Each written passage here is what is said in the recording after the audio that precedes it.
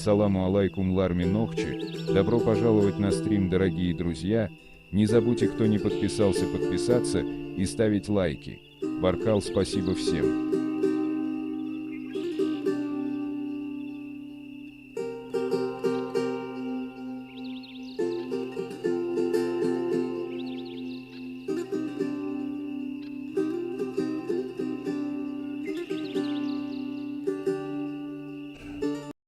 Обещал зачитать. В Панкисе живут, в Панкийском ущелье, Ахметовском районе Республики Грузия проживает в данный момент в пределах от 8 до 10 тысяч кистинцев, этнических нохчи. Переселились они, начиная с конца 18 века, именно в Ахметовском районе. Что касается Тушети, Хивсурети, Сванети, Пшави, это получается северная часть Грузии, переселение нахчийцев, кистинцев идет со времен Фарнаваза. Вот. И также дальше в 12, в 13, в 14, в 15 веках. То есть это проходило не сразу, а понемногу, по мере возможности, по мере размножения. И не только на восток, на север и запад спускались с гор ночи, но и уходили дальше в горы, в нынешнюю, уже получается, Грузию.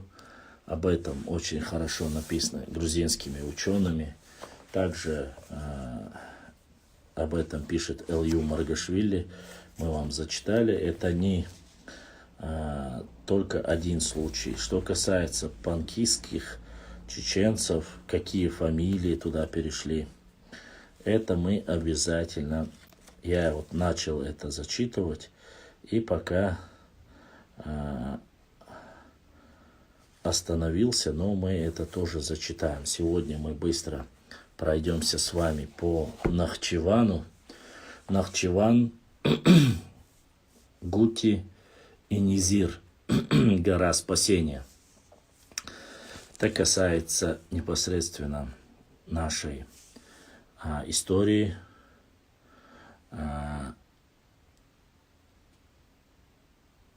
Нет, это не одно и то же.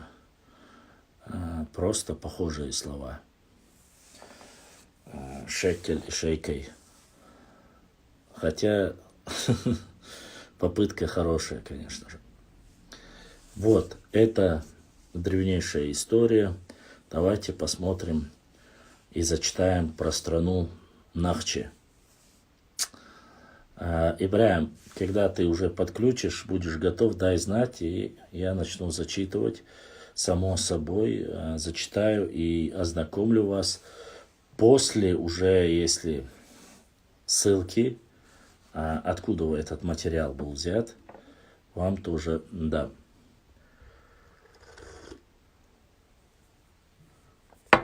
Вот сейчас, как Ибраим ответит нам на данный вопрос, мы начнем. Сегодня материал исторический и ответы. Материал исторический и ответы. Вот так постараемся поработать с вами. А то я смотрю, когда мы ведем просто ответы на вопросы по истории, то у нас получается немножко не так, как бы хотелось. Дискуссия. Многие идут дебаты. Ассаламу алейкум. Подключил стрим. Идет в Ютубе и в Фейсбуке. Все. День ото дня у нас, как говорится, работа идет в более расширенном формате. Теперь одновременно у нас прямой эфир идет в Фейсбуке, в Ютубе и в Инстаграм. Везде в онлайн-режиме. Так что начнем. Да? Это 13 глава. Нахчиван, Гути и Низир. Гора спасения. Сведения, проводимые в этой главе, имеют, по нашему мнению, очень важное значение для древнейшей истории нахчийского народа и должно стать основанием для дальнейших, более углубленных исследований. Прежде чем начать, я видел у моего коллеги и брата, друга, блогера Нохчиваст, Нохчитут раньше назывался, теперь Нохчиваст называется, тоже исторический паблик. Я видел комментарии, и такие же комментарии ранее были у меня под моими постами, но у меня сейчас более или менее перестали. Начинают говорить, почему вы пишете нахчийские, почему там вы вводите, это все заменяете, это нововведение и так далее и тому подобное.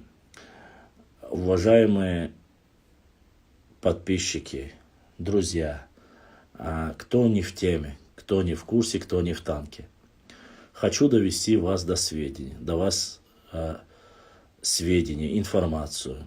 С 2018 года Академией наук Чеченской Республики введен научный обиход после долгих баталий, исследований, введен термин, касающийся именно нашего народа, поскольку термин, этноним чеченец и чеченская или чеченская история были введены в обиход не чеченцами, и оно от нас, как коренных чеченцев, нохчи, не имеет по сути своей неправильное название нашего этноса, самоназвание у нас нохчи, был введен научный оборот, и ведется и печатаются книги, уже правильно говорить в исторических, если мы говорим об исторических документах, нахчийская история от народа Нахчи.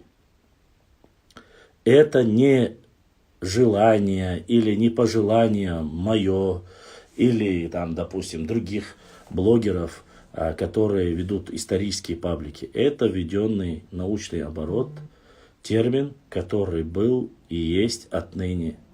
И это не считается ошибкой. Именно нахчийский, нахчи или нахчийский, это введенный в научный оборот термин, и это не является ошибкой. Если вы не были в курсе, мы доводим до вас, что этот термин введен, и правильно говорить, когда мы говорим о истории нашего народа, правильно говорить нахчийская история. Нахчи история. Поэтому прошу немножко отвлечься от этого. Я хотел довести до вас, чтобы некоторые люди, которые просматривают в Ютубе, в Фейсбуке и в остальном, что это не наше пожелание, а это так должно быть и так правильно. Само собой, это обсуждалось и с лингвистами, и с филологами, и с нашими историками, введенный в оборот этот термин, этноним. В древней месопотамской мифологии гора, в которой высадились спасенные от потопа люди, носит название Низир. Низир, Ницир. В Библии гора высадки Ноя и его спутников конкретно не указана, а написано лишь, что это одна из гор араратских, то есть урартских. В Коране эта гора названа Аль-Джудди, что является нарицательным термином значения гора, вершина, высота. В этой главе мы хотим показать, что Низир и гора Араратская и Аль-Джудди – это разные наименования одной и той же горы, а страна, в которой располагалась эта гора, носила параллельные названия Урарту. Урарту, Кутти, Гутти, Джуди, Арарат и Нахичеван. Для дальнейшего изложения необходимо еще раз напомнить, что компонент ван состоит в названии Нахичеван, своих древнейших исходящих значениях, древнейших исходных значениях обозначал не только населенный пункт, село, город, но и такие понятия, как земля, местность, провинция, страна. Иначе говоря, топоним Нахичеван в древности мог означать не только город-поселение Нахчи, но и страну Нахчи. С этих позиций мы должны рассматривать чрезвычайно важные сведения, которые соответствующими ссылками на научные источники приводит П.К. Патканов, отмечая, что топоним Нахчеван, Нахсуана у античных авторов, судя по ассирийским текстам, тождествен другим древним топонимам Низир и Гути. Гора Низир хорошо известна по тексту шумерского эпоса, который всем нам известен, о Гильгамеше. В этой древнейшей эпической поэме Низир – та самая гора, на которой высадился спавший от всемирного потопа шумерский Ной. Утнапишти, сын Убартуту, со своими домочадцами и слугами. Вот как в поэме Утнапишти рассказывает о завершении потопа.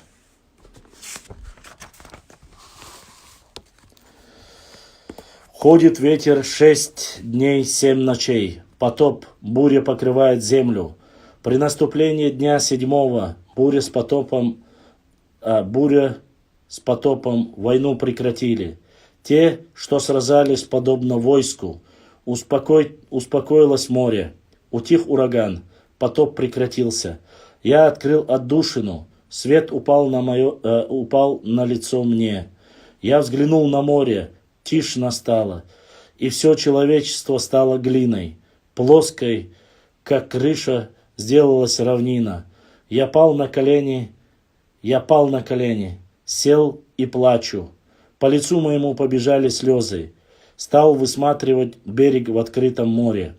В 12 поприщах поднялся остров. У горы Нацир корабль остановился. Гора Нацир. Корабль удержала, не дает качаться. Обращает на себя внимание Назир и Гути, это одно и то же. Что и Арарат, и Арарат, и Нахчеван. Обращает на себя внимание, что при потопе ветер дул с юга, продвигая ковчег, соответственно, на север. Первый день бушует южный ветер, быстро налетел, затопляя горы, словно войной настигая землю. Напомним, что в самом Шумере гор не было. Горы располагались как раз к северу от Шумера, на территориях, которые в ассирийских текстах именовалась странами Наири. Интересно, что в современном курдском языке южный иракский диалект Сорани наличествует термин «низар», роща на склоне горы, «низар», клятва, обет, «низирги»,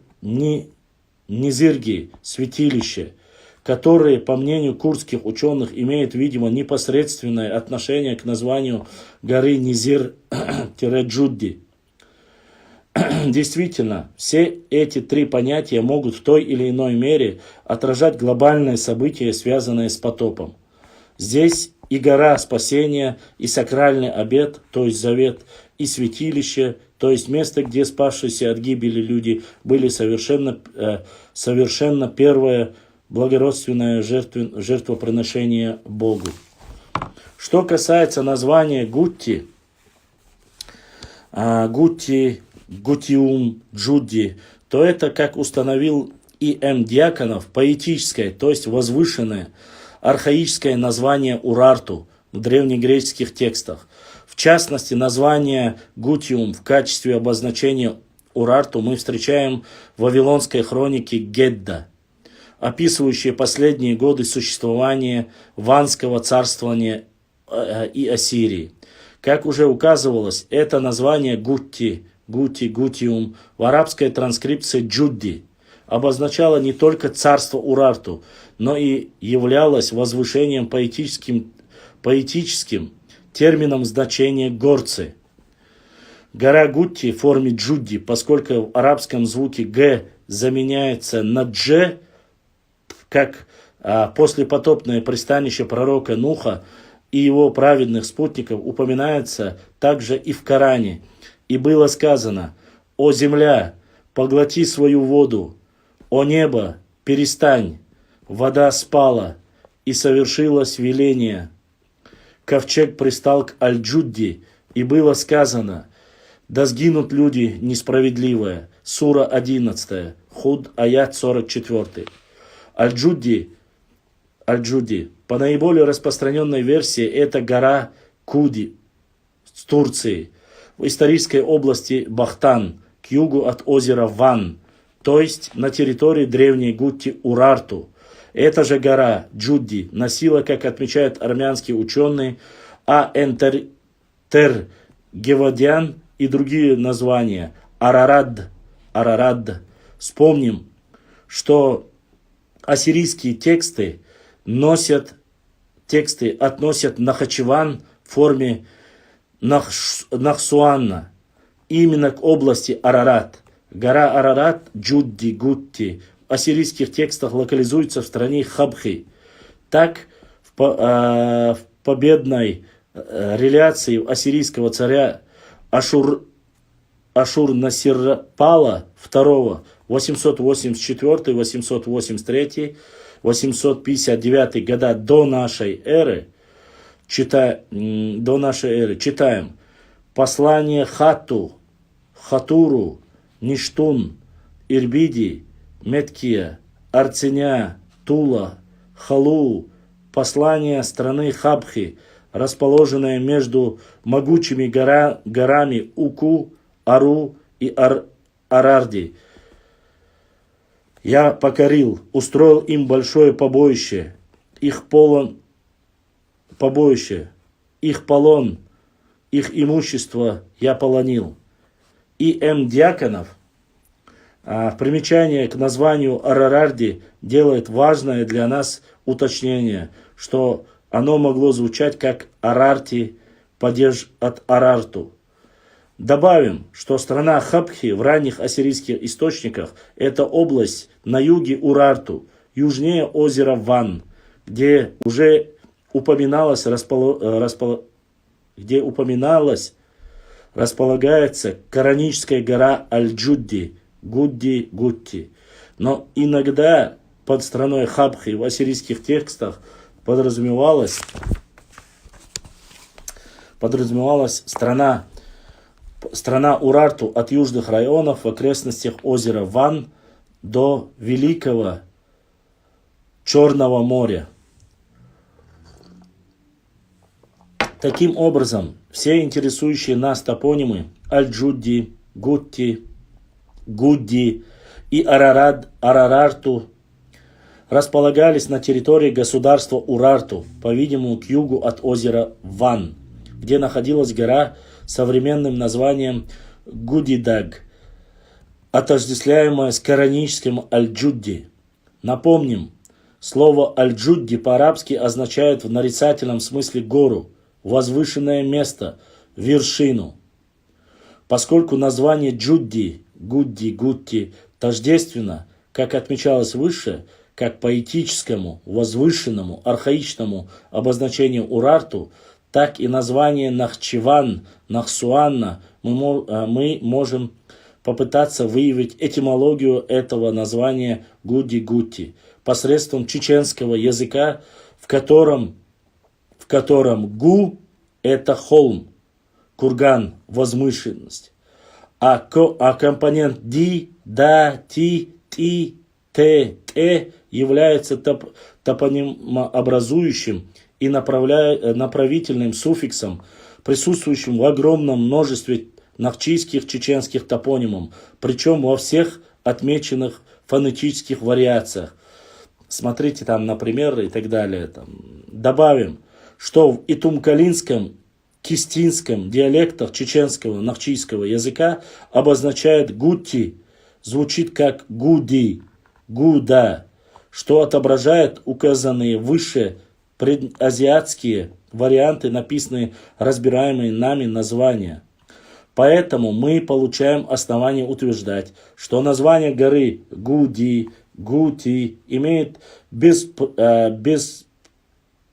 безупречную нахчийскую этимологию. В чеченском Гу – холм, курган – возвышенность, и Ди – Ти – топонимообразующий направленный суффикс. Необходимо указать, что древнее название Гутиум явилось тождественным обозначением одного того же племени или группы племен, обитающих к северо-востоку и к северу от Месопотамии, где позднее складывается государство Урарту. Показательно, что и в ассирийских текстах этнического названия Кути, Гути было связано с горами. Гуте, с горами, по мнению И.М. Дьяконова, в надписях, составленных на высоком стиле, являлось не только обозначением урартийцев, но и синонимом терминов горцы, жители гор. Таким образом, выясняется, что название гутьев, тождественных урартийцам, означает горцы. Есть основания предполагать, что Урарту, Арарарту является редуплицированным названием и значением горная страна, а этноним урартийцы соответственно означает горцы. Исходные данные для такого вывода мы обнаруживаем в шумерской поэме Энмеркер и правитель Аратты, в которой упоминается страна Аратта, Арату.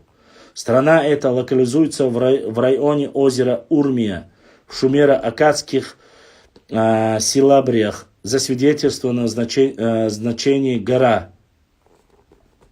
Возможно, редуплицирование, удвойственная форма этого названия и стала обозначением Арарарту, Урарту, значение горная страна.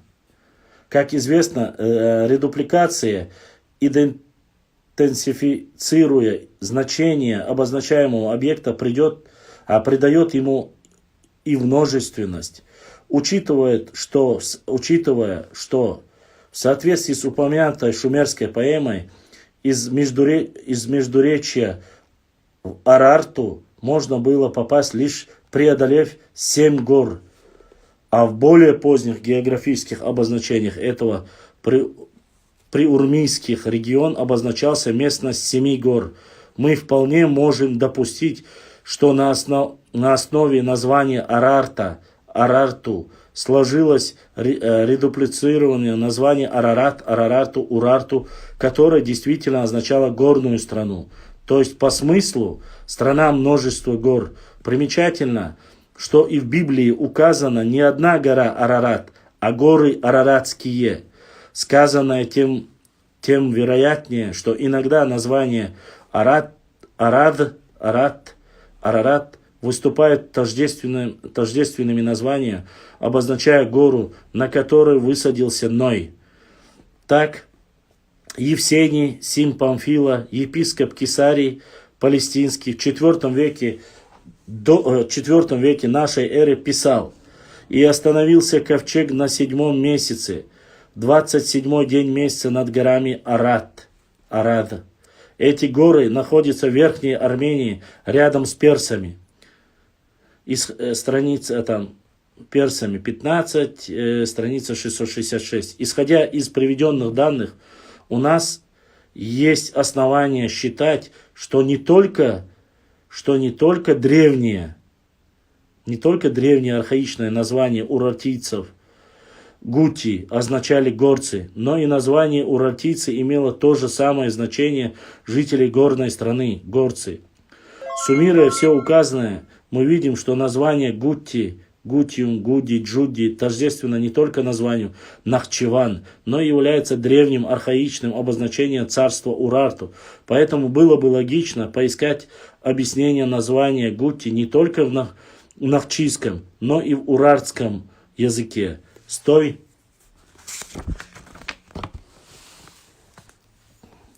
точки зрения точки зрения привлекает внимание название Урартийской священной горы горной обитателей богов Кунт. У И.М. Булатбиева мы находим убедительное толкование этого названия посредством чеченского Гуте, вершина холма Кургана. Далее у Булатбиева сопоставляется урартская Кунт с чеченским обозначением очень высоких гор, возвышенностей и отвесных скал. Гуанат. Таким образом, Таким образом, приведенные нами сведения показывают, что библейская гора Арарату и есть та самая гора, которая в Коране названа Аль-Джудди, Джудди, Гутти, Гудди. И обе эти названия являются обозначением урартийцев. При этом следует учитывать, что гора Арарату не имела ничего общего с горой Масис, турецкая Агридаги, которые обычно называют Араратом. Сами армяне в древности также не отождествляли Масис с Араратом. Как отмечает А.П. Новосельцев, нигде и никогда в древнеармянской литературе гора Масис не связывалась с библейским Араратом. Наоборот, древнеармянские переводчики Библии переводят ее тексты из Септуагинты, но знакомые и с сирийским переводом и с древнееврейским оригиналом памятников библейский Арарат с Масисом не отождествляли. И далее, когда армянские переводчики старшей школы в V веке нашей эры стали переводить Библию на древнеармянский язык, они, несомненно, столкнулись с вопросом, что же это за гора Арарат. В Септуагинте с текста, который переводилась древнеармянская Библия, стоит именно эта форма. Если бы их времена, место, где пристал ковчег к суше, связывалось с Масисом, армянские переводчики вместо араратских гор поставили бы именно Масис, но они этого не сделали и оставили термин оригинала Араратские горы. Итак, в то время в Армении Масис библейским Араратом не связывали, что, впрочем, характерно и для комментаторов Библии в целом. Интересная деталь. В одном из рукописей, найденных у Мертвого моря, вместо названия Арарат обнаруживается Урарат, что снимает последние сомнения в тождественном названии Арарат и Урарту. Не лишнее отметить, что не только название Арарат со всеми вариациями его написания, но и название Масис не является армянским. А.П. Новосельцев пишет по этому поводу так. Впервые о горе Арарат мы узнаем из древнеармянской литературы, так как античные авторы о ней не упоминают. В древнеармянских же памятниках эта гора упоминается Масис или Мегс Масис, Большой Масис. Название это, однако, не армянское, а, по-видимому, иранское, и само по себе означает «великий, большой», в смысле «высочайшая гора», так как по-среднеперсидски «масист» – «самый большой». О древней Армении была создана своя легенда происхождения этого названия, которое связывалось, собственно, с именем Амасия. В том, что Арарат и Масис – две разные горы, ограждающие с юга-севера страну Таргамаса, совершенно отчетливо свидетельствуют и древнегрузинские письменные источники. В частности, это обстоятельство ясно отражено в жизни картлийских царей Леонтия Мравелли.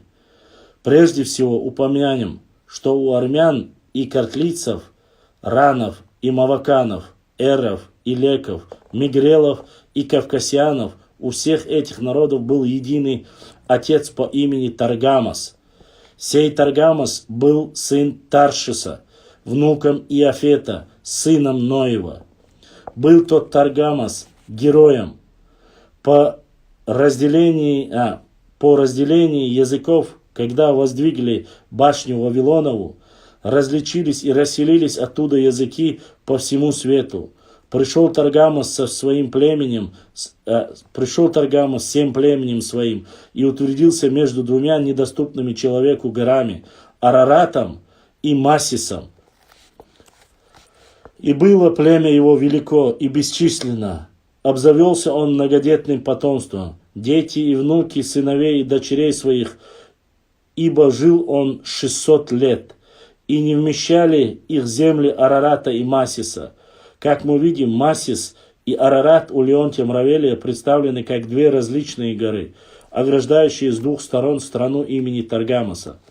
Древняя библейская гора Арарат, располагалась к югу от озера Ван, являлась той самой вершиной,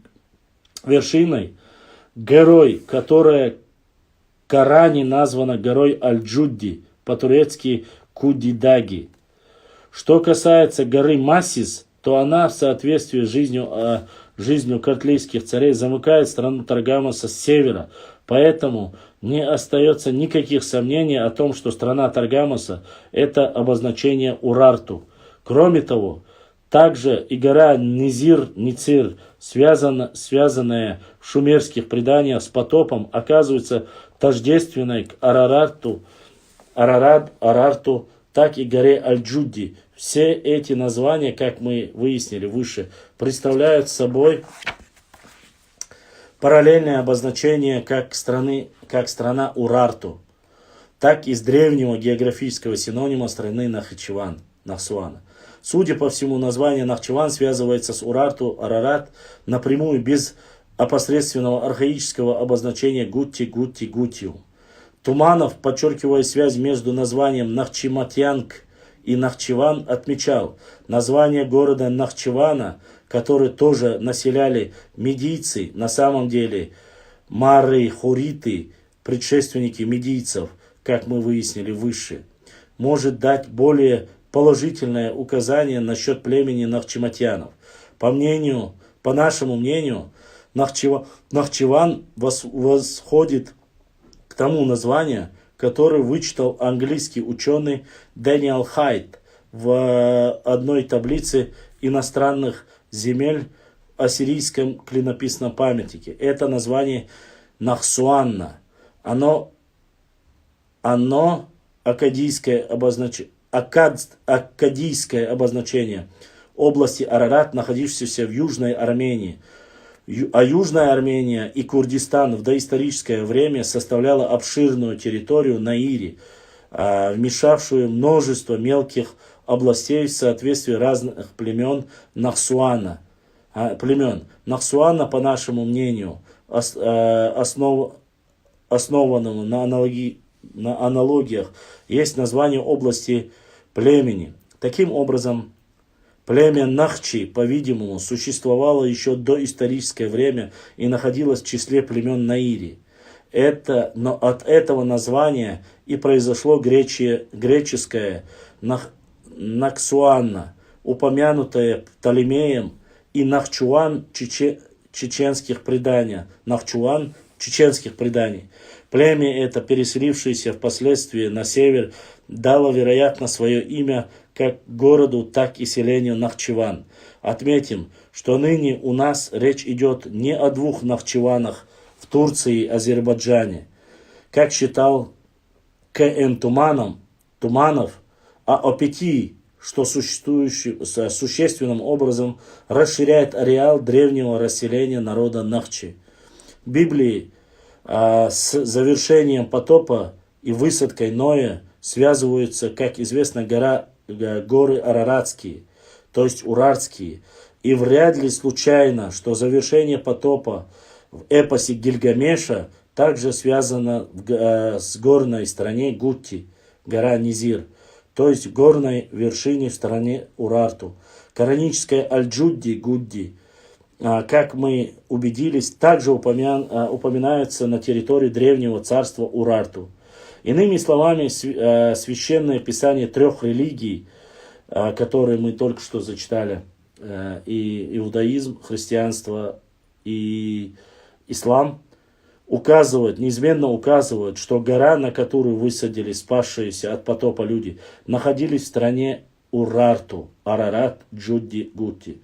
И что особенно для нас знаменательно, все эти названия Арарат, Урарту, Джудди, Гутти, Низир, Ницир в древних восточных текстах отождествлены с Нахчиваном, Нахсуана, выступающим на этот раз обозначением уже не города или селения, а обширной древней страны. Таким образом выясняется, что 4 древних поселения с названием Нахчиван локализованы на исторической территории Хурита-Урартов, Матиена-Урарту, а один город, крепость, таким названием располагается на территории современной Кахетии, издревле этнически и лингвистически связанной с народом Нахчи. Вдобавок к этому названию Нахчиван и Урарту оказались параллельными обозначениями одной и той же местности страны, что представляется вполне закономерно в свете твердо установленного этнокультурного родства чеченцев Нахчи с урартами. Смотрите первую главу данной работы. Все эти сведения, по нашему мнению, требуют, как уже отмечалось в начале данной главы, дальнейшего изучения глубокого научного осмысления. На этом данная глава заканчивается.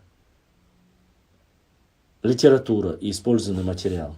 Кратко пробежим. Первый Патканов, Фрейзер Джордж, фольклор о Ветхом Завете, эпос о Гильгамеше, Курдоев, Юсупова, курдский русский словарь, Дьяконов И.М.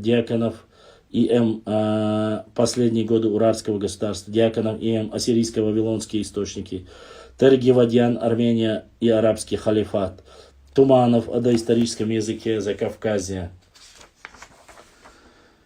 Харун Яхья, чудо Корана, Айвазян С.М. о локализации страны Хабхи, Исмаилова А.Т. Чечено-русский словарь, Сулейманов А.С. Топонимия Чечни, Чокаев К.З. Вейнмуат, Юсифов Юба, ранние контакты Месопотамии, Латышев В.В. Известия древних писателей, Дьяконов И.М. Старостин с хурита-урартские восточно-кавказские языки, Булатбиев И.М. Урартско-нахчийский язык, словарь, Новосельцев А.П. о местонахождении Библейской горы и Мравелли Леонтий «Жизнь картлейских царей».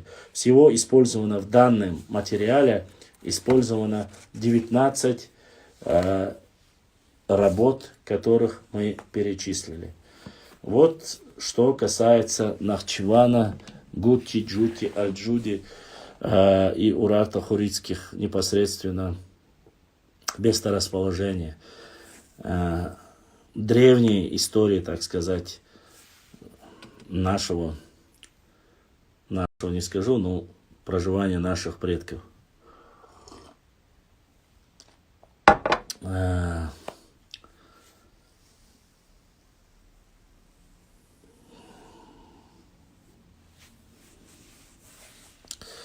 Вот так вот. Задавайте вопросы, или мне придется дальше продолжать говорить интересные и не очень интересные вещи, касаемые нашей истории. Мне всегда нравится, тут есть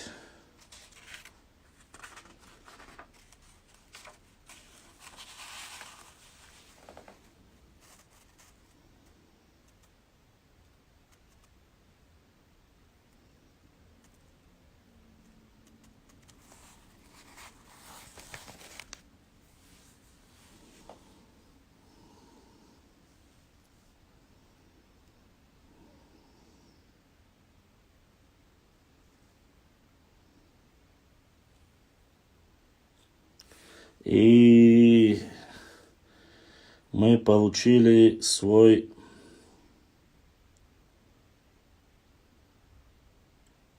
первый донат. За братство Ибраим Аух. Ибраим дал Саадуал, дал Духуахуал. Получили, так сказать, поддержку от нашего брата Ауховского. Ибраим дал Саадуал Будиснек Эзашка Соудолю Тилвизидер.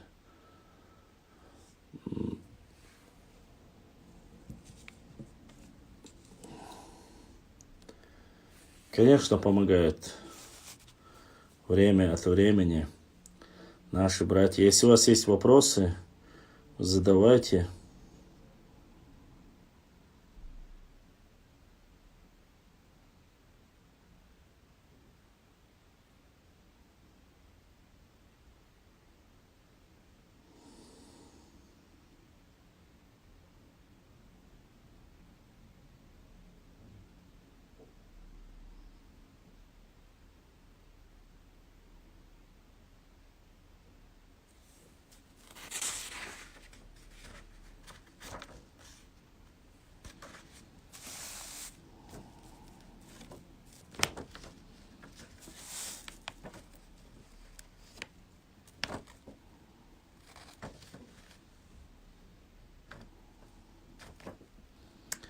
Я хотел вам зачитать небольшую статистику, возвращаясь уже от древней истории к настоящей истории. Общие указания в Терской области живут не одни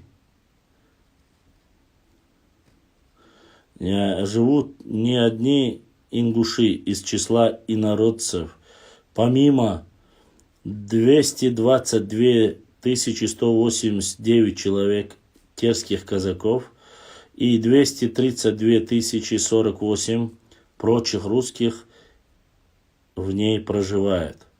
Дальше идет перечисление. 1900 это начало, сейчас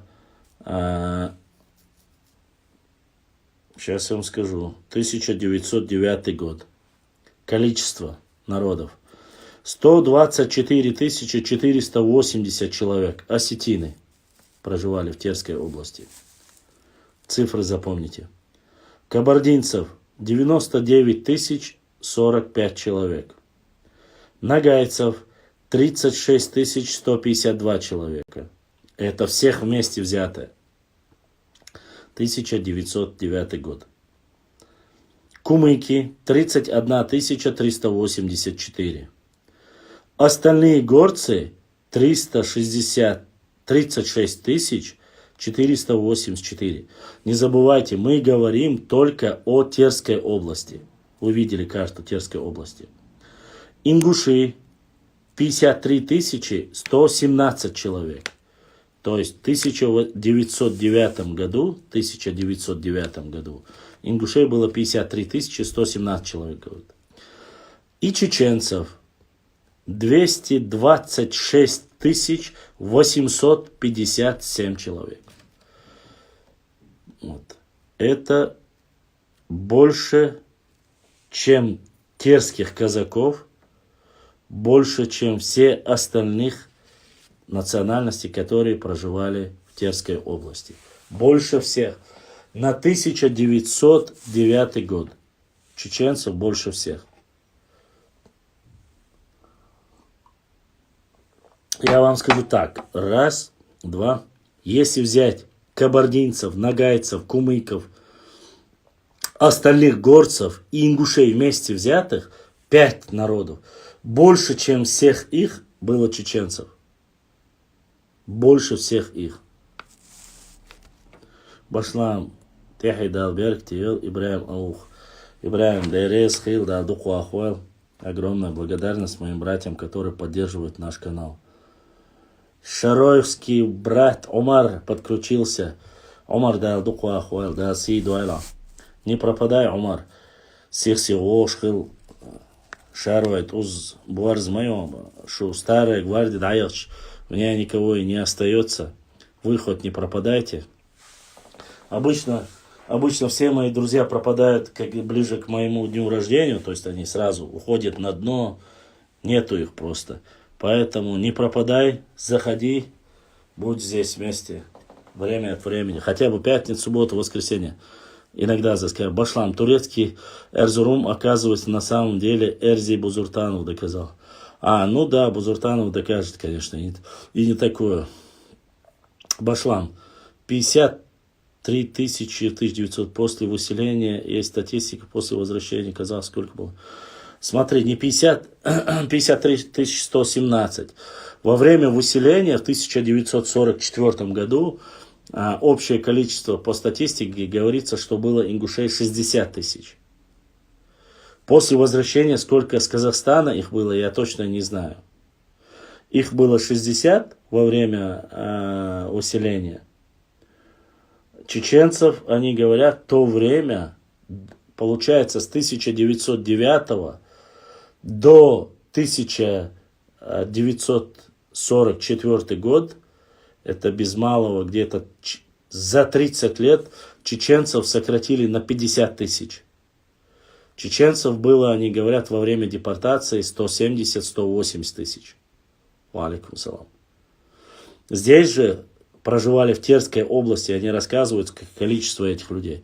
Во всяком случае, дальше он пишет, во всяких народностях есть известных там процентный, так называемый преступный элемент, подлежащему ведению юстиции, полиции. Есть оно, конечно, и среди всех народностей Терской области, не исключая казаков и русских. То есть здесь он говорит дальше о преступности. Но в то время, как осетины, кабардинцы, нагаи, кумыки и прочие более мелкие горные народы мирно живут, не выделяясь из общей массы, о подвигах чеченцев и ингушей говорит весь местный край. И о них уже вторично поднимается вопрос в Государственной Думе. Первый запрос был в Первой Думе после Троицкого столкновения ингушей и казаков. Но оно не успело, но они не успели в ней разрешиться. Для всякого беспристрастного ума должно возникать вопрос о причинах такой особенности. Администрация в Терской области для всех народов одна, и одними ее несовершенством объяснить явление невозможно. Причина кроется в самом характере народов. Почему, и дальше идет здесь 5-я строка. Почему не только ингуши, но и чеченцы? Ингуши есть одно из ответвлений общей массы чеченского народа. Говорит о них, это вот книга написана 1909 года. Говорить о них вне зависимости от остальных чеченцев нельзя. Тем более, что в деле разбойничества и воровства весь народ совершенно одинаков. Вот. В запросе речь идет об ингушских лишь потому, что в их районах совершалось нападение на воинские отряды, и на них обрушивались экстренные кары администрации. Но для нас, я прошу прощения, здесь написано на старом, то есть это я читаю не еще до революционного языка, то есть еще не переведущий. Ять, когда есть, поэтому трудно читать. И книга очень старенькая. Но для нас, раз поднимается в Государственной Думе вопрос о разбойничестве, об ингушах, важно поставить его весь целиком, обо всем чеченском ингушском народе. Еще одно маленькое пояснение. В то время как ингуши разбойничают и нападают по Верхнему Тереку на кабардинцев, осетин и верхние сунжинские станицы, чеченцы обслуживают весь остальной район по Тереку, Сунжи, низовое казачество, а также племена кумыков и карнагайцев. Дальше идет уже, что за народ чеченцы. Великий Пушкин когда-то писал: «Бегите, русские девицы, спешите красные домой, чеченец ходит за рекой». А великий Лермонтов повторил в колыбельной песне: «Злой чеченец ползет на берег, точит свой кинжал, точит свой кинжал». Вся Россия в свое время выучила эти стихи. Правда, не вся Россия, это, конечно, тут автор показывает свою любовь, конечно, к нам. Вся Россия в свое время выучила эти стихи, а затем, вероятно, забыла. Нам приходится здесь несколько восстанавливать забытое, говорит. Свидетельство академика Будкова, известный собиратель материалов по новой истории Кавказа, академик Будков говорил о чеченцах следующее.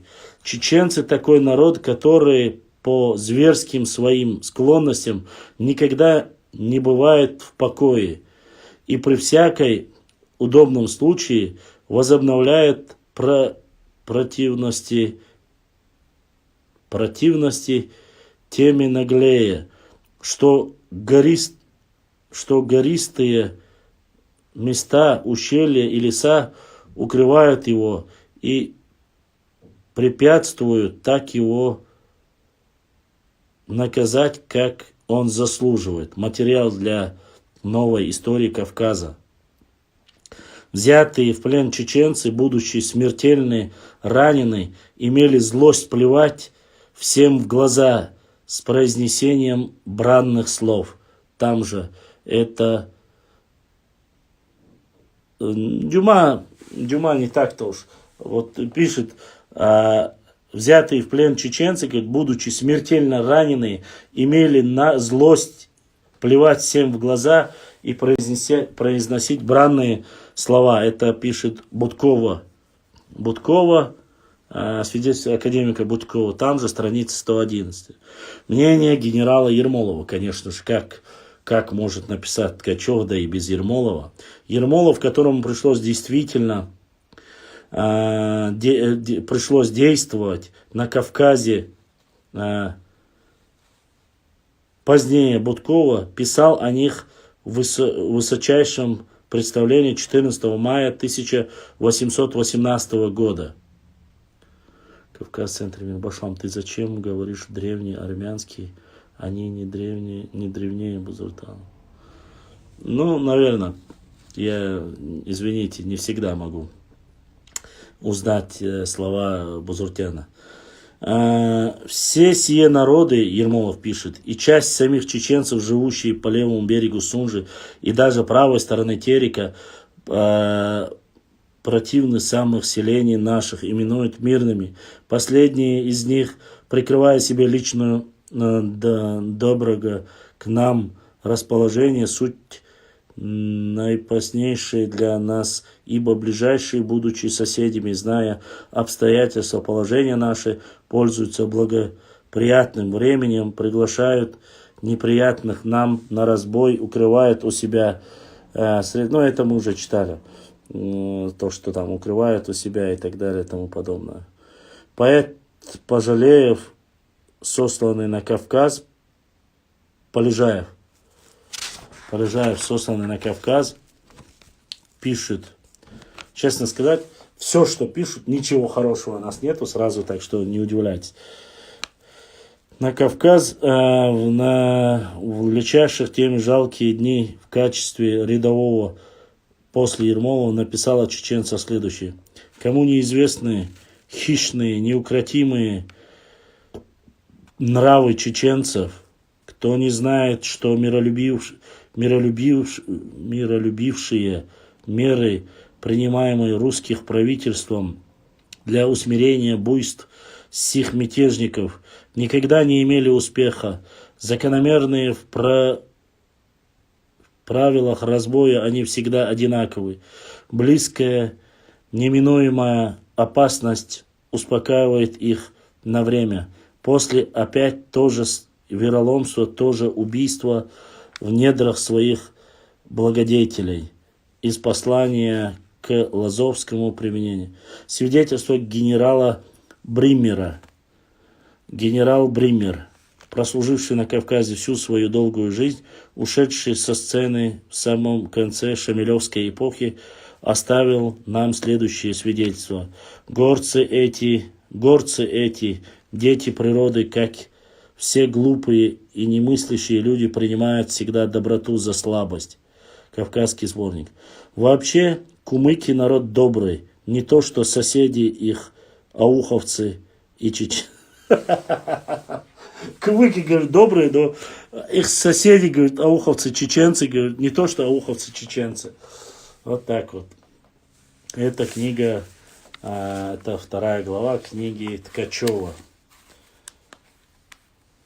Здесь очень книга старенькая, такая желтоватая она у меня. Уже рассыпается.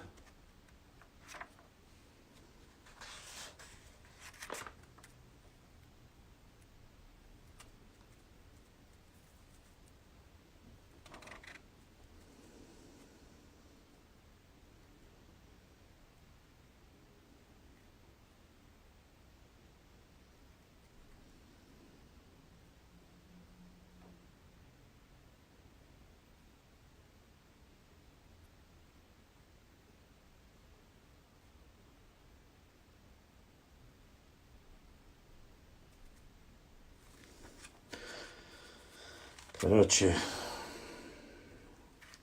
скольких казаков убили, кто убил, когда убил, в каких ударах убили. То есть все, что касается чеченцев, здесь убили, напали, отобрали.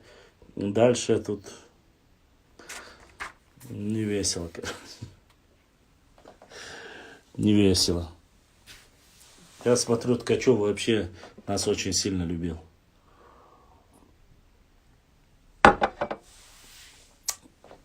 Я вас слухаю, задавайте вопросы. Дальше читать глаз нету. Лучше уж я теперь дальше буду отвечать на вопросы и общаться с вами. Да, я вам обещал материал. Зачитать материал. Некого общественного деятеля. Не знаю, сейчас он... Хаттар Дусовош. Хаттар, да, Хаттар.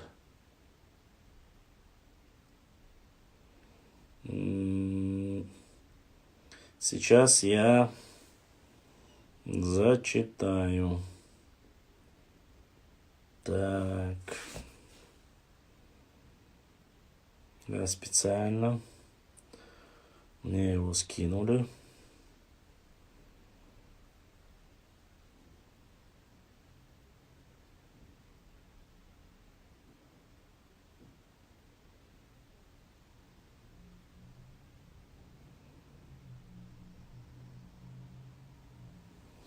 Человек сам не проживает. Некий Хамзат Фаргиев пишет, написал: лицемерный треп продолжается. И он пишет так. Если кто-то так, я так понимаю, тут речь идет о, видать, была ранее переписка о правовой оценке Аюпа Кагиева по поводу соглашения о границе между Ингушетией и Чечней, заключенных в 1993-1994 годах. Проскочил пост, нуждающийся в ответе. Хасан Актамиров пишет: если бы так рьяно ингуши и чеченцы пытались вернуть отторгнутые земли, это чеченец, видать, написал, пригородного походу ауховских районов, было бы прекрасно. Так нет же, говорит. Там могут сказать и оставить, а тут 2 брата, готовые пролить кровь друг друга. Не стыдно? Соседи смеются над нами. Стыдно должно быть после решения вопроса. Стыдно должно быть. После решения вопроса пригородного района Яуха это можно решить по шариату и по-братски. То есть это вопрос, который решен. Ногчи, они их убивали в России, в Петербурге или в Сибири, или может народу захват. Речь идет о нашей территории, где их поселили Притеричи и на сунжские, терские казаки. Само собой, значит, это все здесь. Не там. Ни в Сибири, ни в Питере, ни в Москве. И дальше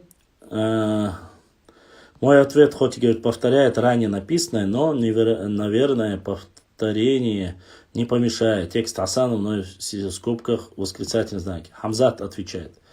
Хамзат Фаргиев, точнее, пишет. Хасан Актимиров с пустой страницы, без фото, ну и так далее. Но это как после решения и так далее и тому подобное, по-братски. И начинается по шариату, по-братски. Как вы будете решать по шариату, он говорит. Он говорит, как вы будете решать по шариату, по-братски. По шариату и по-братски Ингушетия увидела воочно, когда ОКЧН в 1990 году принял не по подсказке из Москвы, а самостоятельно решение о включении Малгобекского, Сунжинского района Ингушетии в состав Чечни. Но это он первый задает вопрос. Мы будем сразу отвечать, дабы было понятно. Решение ОКЧН, будь то ОКЧН или другие, они должны были принять это без решения Москвы. Во-первых, это время, когда уже по мере возможности Чечня пытается отделиться. Понимаете? И первые, кто захотел разойтись, это были не чеченцы, это были наши братья, соседи ингуши. Да? Они захотели выйти. А раз захотели выйти, на основании того договора, как мы сходились, так и расходились, эти два, Малгобекский и Сунжинский район, были включены в состав Чечни без разрешения. Потому что спрашивать разрешение у ингушей не было надобности. Почему? Потому что Ингушетия не являлась субъектом, отдельным субъектом федерации, который независимым субъектом она не являлась. Если нужно было споры вести, это нужно было с федеральным центром, а не с ними вести, с Ингушетией, допустим. Если бы они были бы отдельно независимые, тогда там можно было бы говорить о чем-то. А так, в принципе, как соединились, так и разъединились на этом основании. Но нет, он дальше продолжает. Во-вторых, говорит, в 1992 году парламент Ичкерии вовсе не по принуждению Москвы, а закрепил это решение своим постановлением. Да, так и было. Потому что при схождении, когда объединялись, тогда и разъединялись, должны быть одинаково. Может, они в Питере так и в Грозном. Так, я ответил на твой вопрос, Буарзайл. Парламент принял постановление, потому что по закону, по сути, как объединились, так и расходились, поэтому и добавили обратно. И тут ничего такого нету. Насколько я знаю, в то время не было ни парламента, ни правительства у республики даже Ингушетии. Так, шейх Мансур, сейчас ответим. Ну, Башлам, что означает древний народ? Мы знаем, что возьми любого бомжа из России, у него предки будут до нашего отца Адама. Хотя, думаю, мы все это знаем, и достаточно простой вопрос. Древний народ, послушайте, есть народы, сформировавшиеся в последнее время. Он не может себя считать древним народом. То есть, если у человека тысячелетняя история, это древний народ. А есть сформировавшиеся новые народы, которые не могут проследить буквально там, ну, не знаю, может, 500, 600 или 1000 лет. Сказать, вот мы древние, вот наш корень, и рассказать там. Я думаю, это самое простое объяснение древние народы или древние, или ныне недавно сформированные народы, это сказать. Можно ли назвать американцев древним народом? Нет, нельзя. Можно ли назвать англичанов? В принципе, тоже я бы не сказал бы, но вот есть и у англичан, допустим, шотландцы отдельно, алейкум ассалам. Уэльс отдельно, да, тоже отдельно, ирландцы отдельно. Вот у них древняя история. А все, что уже современная Великобритания, когда уже объединили, можно ли это назвать древнейшей историей? Нет, нельзя. Хотя, конечно, они там могут сказать, мы там с X века, там более древняя история, понятия растяжимые, кто как, какое время считает древним. Вот. Дальше продолжаем. В-третьих, говорит, в том же году Ичкерия не по указу Кремля, а не по-исламски и не по-братски отказалась от разрешения пограничных вопросов по шариату. Вот это заявление мне не дает покоя. Честно сказать, я не видел ни одного документа. Я не видел ни одного видеосопровождения. Я не видел ничего подобного, кроме как пустого трепа и почему-то взрослый мужик, которому 60-70 лет, сейчас я не знаю, под 70 должно быть, да, ему, дяденька, который там должен быть, в принципе, очень грамотный, раз он был депутатом там, РСФСР и так далее и тому подобное, он должен был, прежде чем такие эпосы писать или монолог делать, предоставить документ или видео, где же это доказательство того, что было, призвали решить вопрос по шариату и отказались.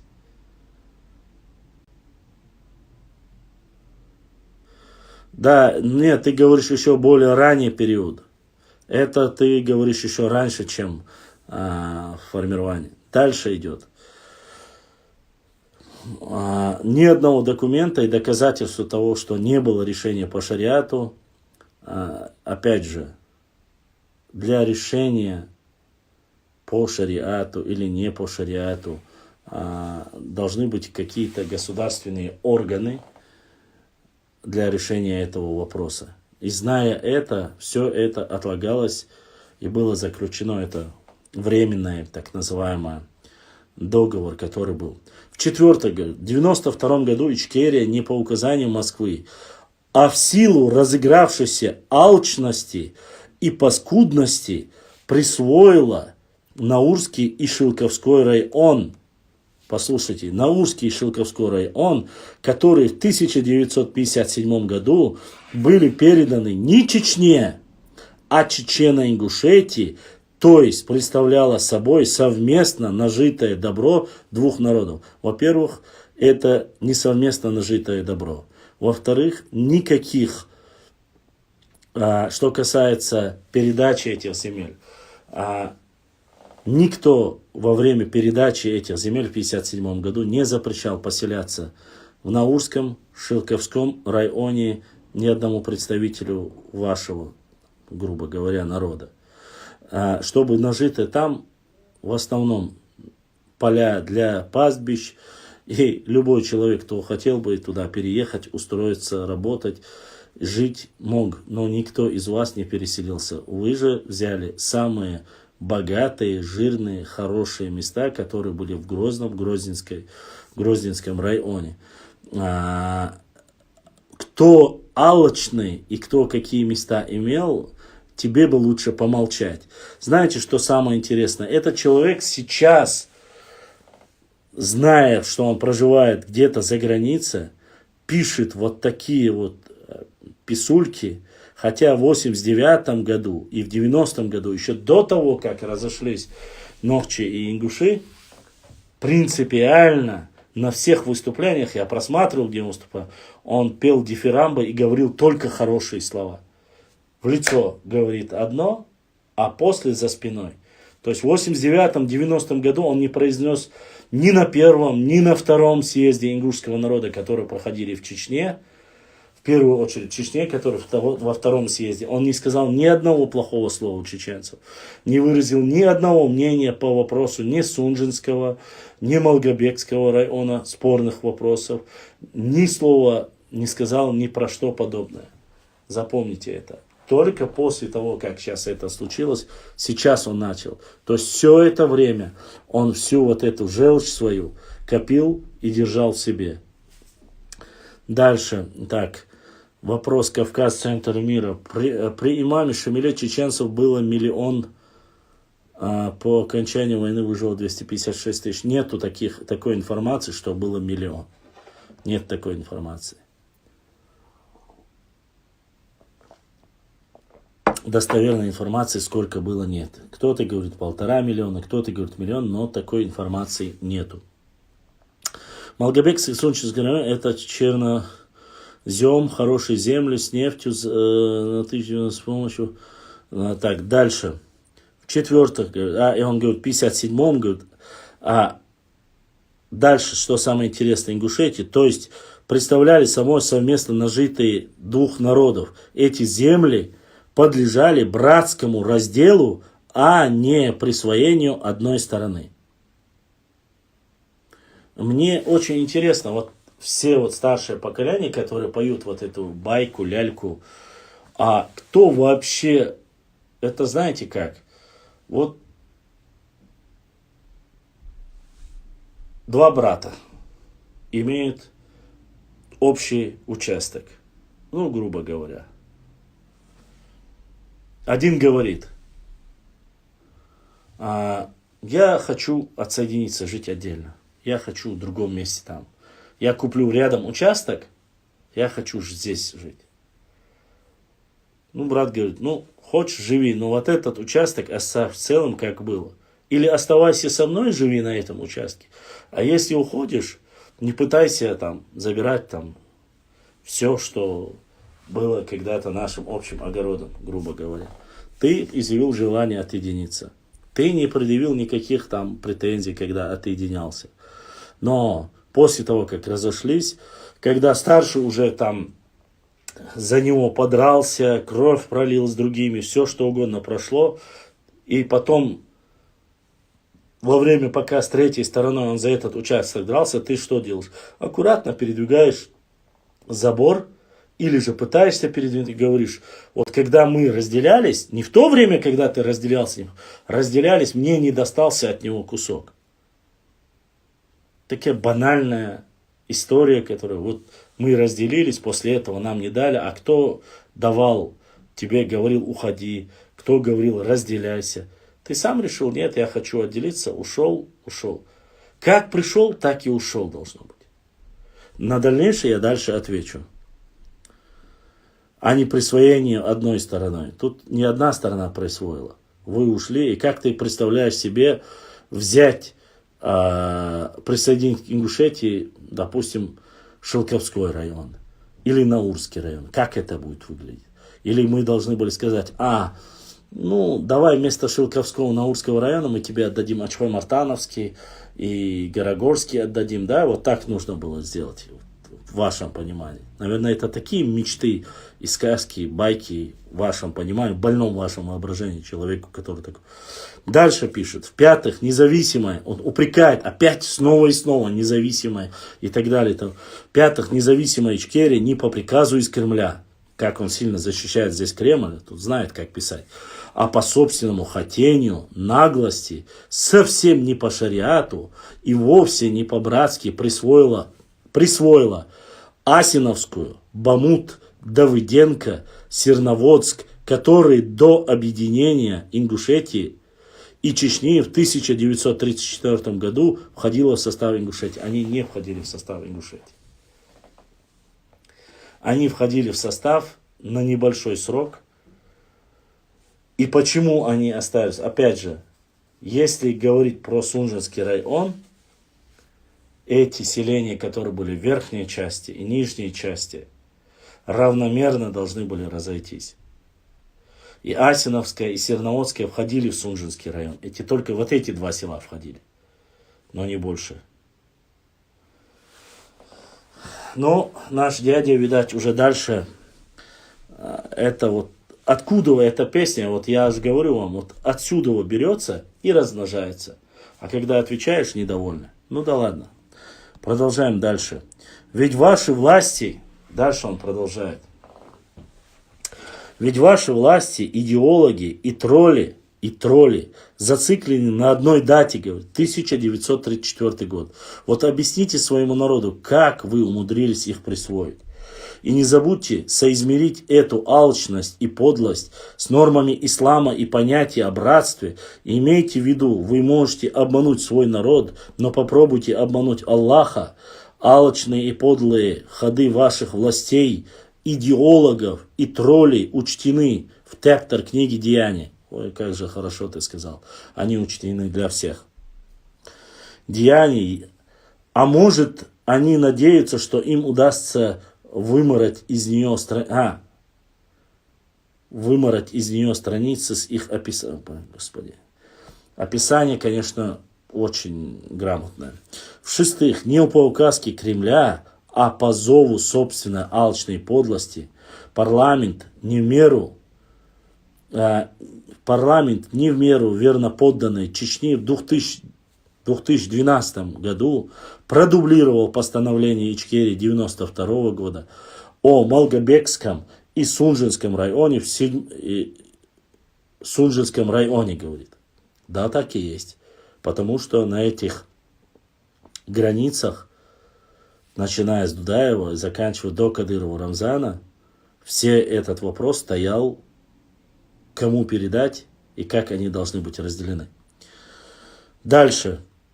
Сунжинским районом. В-седьмых, осенью 2018 года верноподданная Чечня, дальше смотрите, как она переходит, то она защищала Кремль и упрекала за независимость Ичкерию, а теперь смотрите, как он переходит.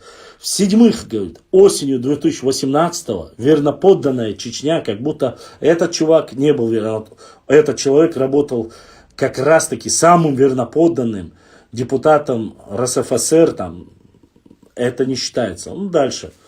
Верноподданная Чечня, используя свои шашни с Кремлем, не по-исламски, оказывается, все вопросы, которые решает этот Чекиндеза, он решает по исламу.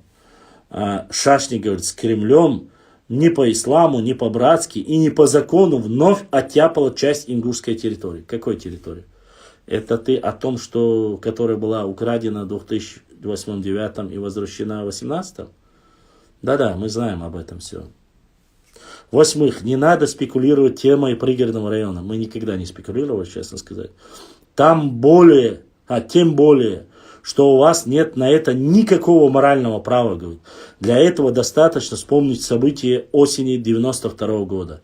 И все станет на свои места. И еще, попрекая нас пригородным районом, ты забыл истину от Виктора Гюго, говорит. Да вот эти памфлеты, вступления, это такая булавочная, укол брата, намного хуже. Это вот сказки про белого бычка. Не надо нас кормить пустопорожними байками о братстве, поступая не по-исламски и не по-братски. Это не я должен был тебе перечислять эти 8 пунктов, а ты должен был их привести, признать подлость по отношению к ингушскому народу, принести ему извинения, чтобы, как ты говоришь, не было стыдно, и чтобы соседи над нами не смеялись. Вам должно быть стыдно, чтобы избавиться от этого стыда, налаживайте отношения с ингушами по нормам ислама и не ложным ислама вообще дичь. Только именно в таком ключе должны вестись разговоры о братстве вашей стороны. Дальше. Это заканчивается. Ладно, комментарии зачитывать я не буду, там дальше идет еще хуже. Оскорбление, треп, оскорбление. Вот в таком формате. Конечно же, мы... все это доходит, и до меня доходит, и... так. Мы можем об этом говорить много, мы можем зачитывать, утверждать документы, показывать все. Опять же, я, честно сказать, начинают, когда говорить о место нажитом имуществе, о месте нажитом имуществе. Какое имущество место нажитое? Может, расскажет мне, что ты строил? Ты строил заводы, фабрики строил в Грозном. 57-й год вы вернулись с депортации. Все до этого строили русские, армяне, все, кто здесь жили. В основном. Мы не говорим про землю, мы говорим про промышленность. Давайте поговорим про промышленность, которую так сильно... Имущество, которое называется. Дома, заводы, все они были построены когда? Они были построены в основном в 50-е, 60-е, 40-е. Нас не было. С 44 года по 57-й 13 лет не было. За это время, конечно, нефтеперерабатывающие заводы, химии, не химии построили в основном русские, грузины, армяне, которые здесь проживали. Без разницы, какой национальности. Они могут быть и татары, и украинцы. Возвращаемся мы обратно. В 1957 году запрещается категорически заселяться. В основном выходят бастовать противники. Некоторые говорят, что это были в основном русские. Другие говорили, что это были армяне, что они были против того, чтобы некоторые говорят, что евреи грозненские были против, чтобы, хотя насчет информации, что это были евреи, не подтвердилось. Заселяться в город Грозный не разрешают чеченцам. Чтобы было понятно, опять же, я хочу довести до того, во время депортации ингушей было 60 тысяч, 60-65 тысяч. Они говорят, по всем их данным, чеченцы и ингуши. Статистику нашу я тоже приведу. Ну, считайте, говорят, что чуть ли не половина погибла. Это от 60 тысяч погибших, если там, пускай будет даже 20 тысяч от ингушей. И от чеченцев там же погибло там 1030-40. От 170. Чеченцев остается 130 тысяч, 140 или 150 тысяч. Ингушей остается, тысяч, грубо говоря, 30-40. Чтобы было понятно, разместить 30-40 тысяч человек, это 4 селения по 10 тысяч. 4 селения. Или же 40 тысяч это один город небольшого размера, как в Шали. В Шали 50 тысяч человек помещается. Да? Количество численности. Я для чего эти цифры вам привожу, сейчас вы поймете. В Чечне запрещено возвращаться Чеберлоевский, Шароевский, Итум-Калинский, Шатоевский и полностью Галанчожский район. Эти горные части запрещено 5 районов возвращаться полностью. Категорически запрещено. Раз. И плюс запрещено селиться в городе Грозном. Второй фактор. Это 130-140 тысяч. Ингушей, которых 30-40 тысяч после возвращения с депортации. Запрещено селиться, допустим, в Джайраховском районе. Там больше нету, кажется, да? Джайрах, горная часть Джайраховский. Это горная, небольшая часть там, да? И Асиновское ущелье, Джайраховский район. Я не знаю, как там правильно будет. Вот эти две части. И плюс не отдали после возвращения пригородный район. Вот эти 3 части. Но даже с этим количеством разместить 30-40 тысяч территорий вполне достаточно. Даже не выдавая Шилковской и Наурский район. По количеству людей. В основном все, кто после депортации вернулся, и когда начали расселяться, расселились братья наши, ингуши, расселились Очхой-Мартановский, там, грубо говоря, да? Очхой-Мартановский, не считая Назрановский, остальные районы. И самая большая часть ингушей это было Грозный и Грозненский район. Потому что если не первый директор, то второй обязательно был ингуш. То есть на самых высоких местах производства, отраслях, рынках, везде, на самых высоких, и плюс даже в учебных заведениях, само собой, ректорат там не были, а в остальных районах были ингуши. То есть самые жирные места были там.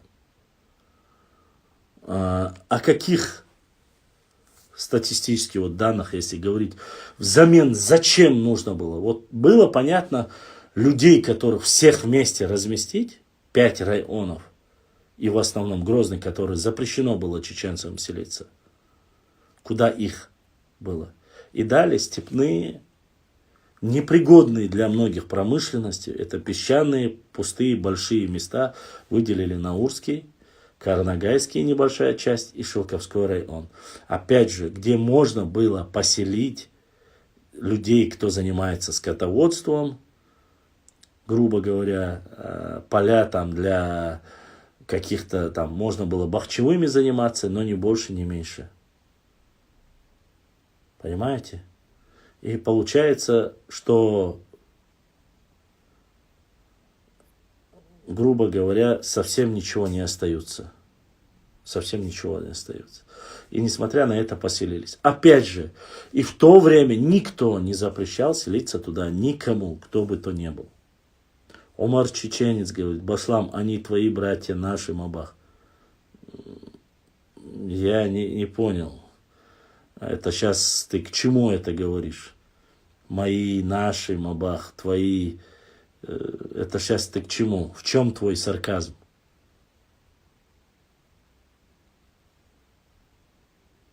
То есть ты хочешь, они чисто мои братья, а вам не братья, и Аллах что, ой? Или обоснуй свой конкретный вопрос. Вот, несмотря, окей, расселились, поселились, все. Наурский район, Шароевский район заселили в основном кто сегодня живут? Это шароевцы, это чеберлоевцы в основном своем. Ну и в Шелковской, в этой части живут это Гудермесский район с этой области. Ну и Курчалойского района они живут в этой части. Опять же, большая часть там живет чеченцев, потому что им нельзя было возвращаться. Начинается деление. Никто не проводит выселение ингушей. Этого не было. То, что русские рассказывают, это чушь собачья. Мы делимся, мы разделились, и как указывает первый президент Республики Ингушетия, он же говорит, до начала войны ингуши отсюда не уезжали, они жили, и сейчас живут даже те, которые не уехали, есть. И нету никаких вопросов к ним. Но есть одна проблема этому человеку, который вроде взрослый мужик, дяденька, который должен был это все знать. Начинается Первая Чеченская война. Вся инфраструктура, все уничтожено на процентов 80. Пускай 70-80%. Ни один завод не остается целым. Это то самое вместе нажитое, которое он говорит. Оно уничтожается полностью. Окей. Уничтожается это. И плюс, но не уничтожается ничего, что находится на территории Ингушетии. Совместно нажитая, спорная территория, это совместно нажитая. Малгобекский и Сунжинский район. Он до сих пор, это спорная территория. И все, что там находится, половина наша, половина ваша, по сути. По шариату, дючхач, иштхош, модель. Но ты же любишь справедливость, я это тебе говорю. Мы гипотетические вещи говорим, исторически так. В Чечне все разрушено. Остались какие-то квартиры, дома. Начинается Вторая война. Между первой и второй промежуток небольшой, как говорится. Это время, которое, в принципе, никто ничего не успел сделать и не восстановить ничего. Начинается Вторая война, чеченская. Она тоже длится лет 10 первая, лет 10 вторая, в принципе. 10 не скажешь, но, в принципе, без перевода лет 10 проходит, да, война. Вторая война уничтожает окончательно вся инфраструктуру, вплоть до железных дорог, вплоть до аэропорта, все уничтожается. Все самолеты сжигаются, все поезда уничтожаются. Все, что не уничтожено, опять же, разворовывается разными, кем бы то ни было, кто бы здесь не был, кто на металл, кто на что. Нету этого всего. И нету человека, который на этом разбогател, кто построил дворцы, кто продавал что-либо. Все приостанавливается. А все, что было у Роснефти, то есть в ведомстве Роснефти, оно остается до сих пор, и это принадлежит все федеральному центру. Или Грознефтегаз, или там в то время Роснефть, не знаю, как она называется правильно, государственная компания управляет, она до сих пор является 51% за Роснефтью. Но Сеченовская контора. Остается от всего в Чеченской республике все, что было. Все, что нажито, как говорится. Все сельские хозяйства разбомблены, уничтожены. КФХ, все совхозы, колхозы, все уничтожено. Трактора эти еле-еле, которые остались, кто-то пытается их восстановить. Сельское хозяйство, аграрный сектор уничтожен. Промышленный сектор фактически весь уничтожен. Не остается ни одного единого завода. Нефтеперерабатывающего, ни химического, ни красный молот. Ничего не остается. Вот это совместно нажитое, оно уничтожается. Все по границе с Чечней и Ингушетией. То есть временная граница, которая была заключена между Аушевым и Дудаевым. Все, что с той стороны, ничего не трогается. Все, что с этой стороны, все уничтожается. Вплоть до домов, и все утюжится, все, фактически ничего не остается. Остается одна труба от завода в заводском районе, она до сих пор стоит, если я не ошибаюсь. Больше ничего нет. Это последствия войны. Неважно, мы сейчас говорим, виноват, не виноват, откуда прилетело, этого всего нет. Есть одна труба от совместно нажитого.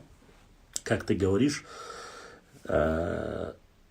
господин, я не скажу, товарищ Фаргиев или товарищ Хамзат Фаргиевых, там достойные братья. Товарищ Хамзат. То, что ты говоришь, от общенажитого одна труба.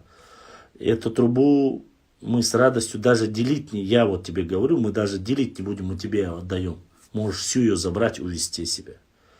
Бетонная труба, которая была в заводском районе. Можешь ее забрать и увезти.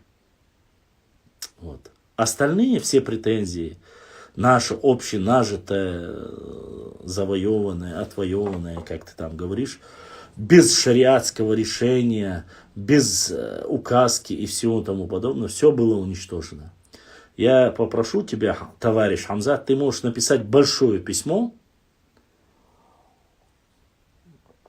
страниц 50, но ты же бывший народный депутат РСФСР и так далее и тому подобное. Жалко, что ты забыл, когда ты туда шел, как ты просил поддержку себе и от чеченцев, и от всех остальных.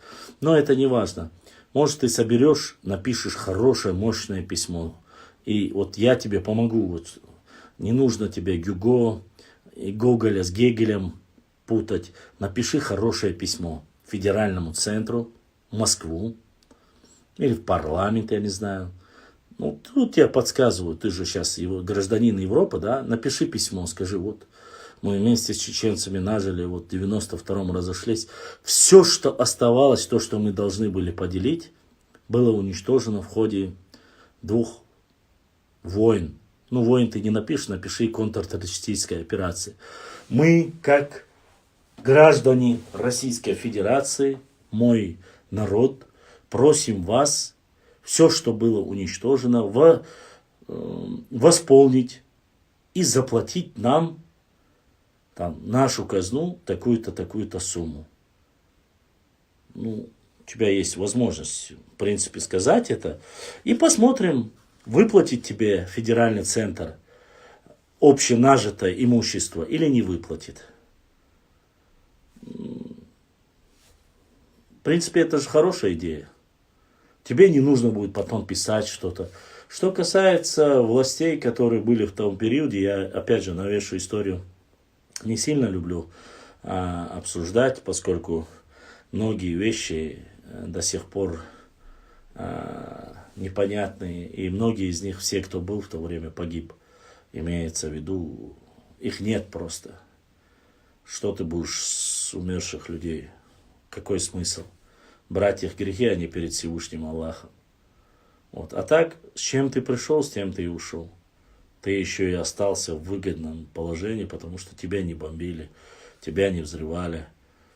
И это хорошо, это не упрек. Я, допустим, никогда не упоминаю по поводу там что-то как-то говорить или обсуждать по, допустим, пригородному району. Это ваш конфликт реально. Это болезненный вопрос для ингушей. У нас болезненный вопрос — это Ауховский район. Нам хочется, чтобы нашим братьям вернули там их дома и так далее и тому подобное.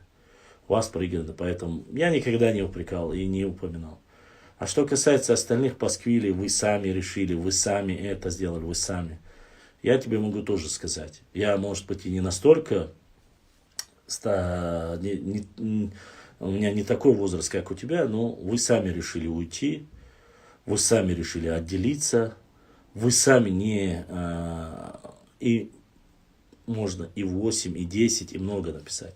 Вы сами упрекали за красный ковер, вы сами рассказывали, что в 2009 году вы взяли эти земли и так далее и тому подобное.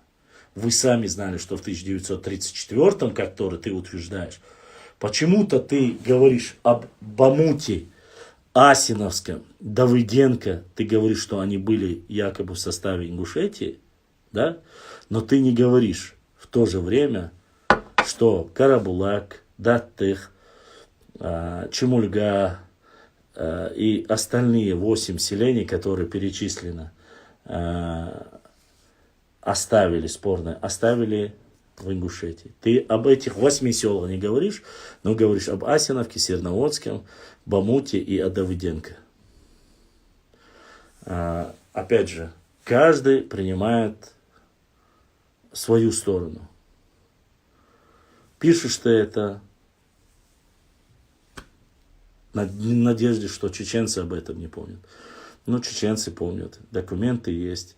И я очень вас прошу, я сейчас не возвращаюсь, не пытаюсь там обсуждать с вами какие-то моменты. И люди, которые всегда говорят, вы не решили с нами по шариату, вы не решили с нами по шариату и так далее. Предоставьте видеоматериал, предоставьте доказательства этого. Мне просто, как человеку, который это ничего подобного не видел, кроме как разговоров, а разговоры бывают разные. Я видел документы, ряд документов.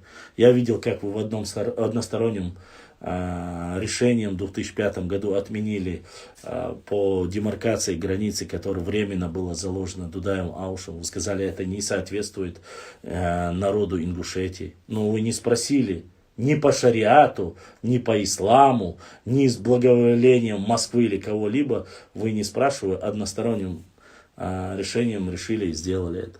Вы не соблюли также договор не строить на границе, которая должна была еще пройти демаркация, построили село, тоже не спрашивая, хотя вы знали, что нельзя межевать земли.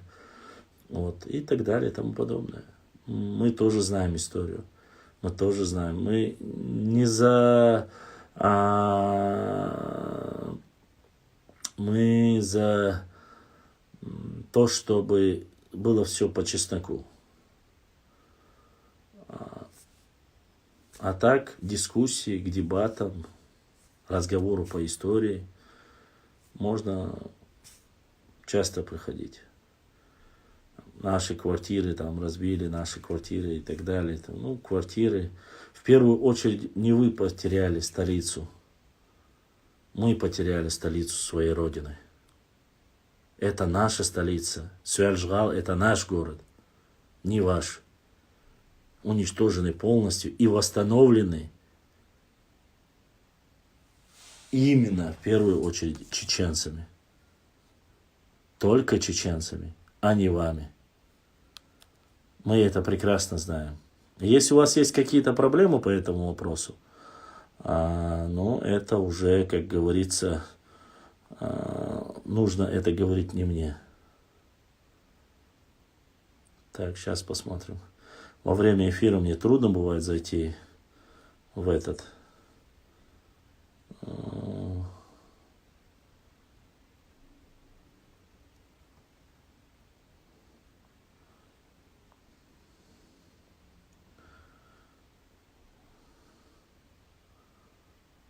Арбай показывает. Так, Арбай.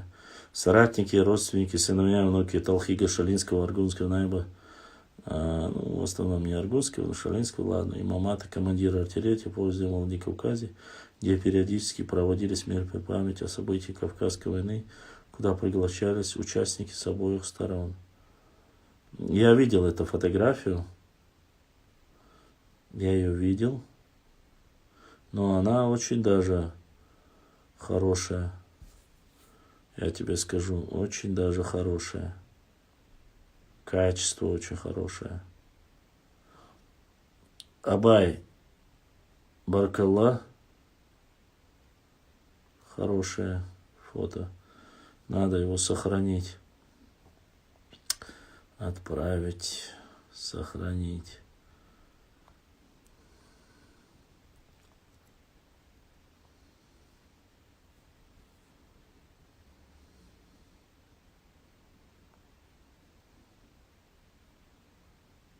Так.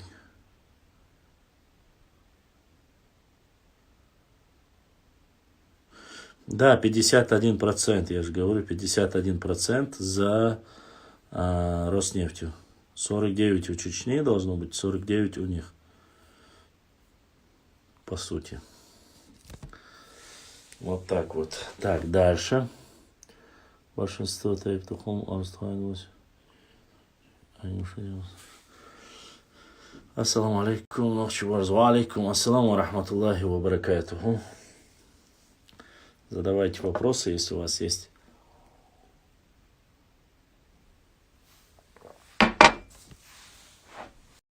Друзья, не теряем ни секунды, как говорится, потому что у нас...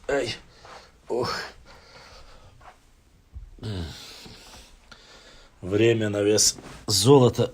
Ибраим, если есть вопросы, извините, надо пересесть, потому что у нас...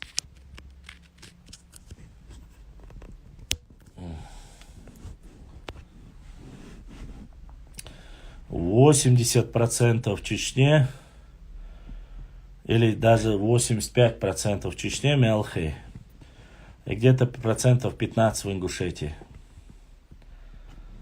В основном в Чечне.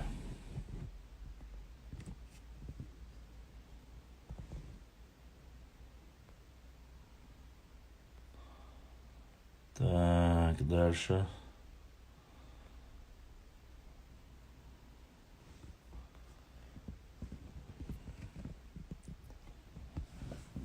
Если есть в Ютубе вопросы или в Фейсбуке вопросы, Ибраим, перенаправляй их к нам. Я буду на них отвечать. Ай-яй-яй-яй, собор делаешь.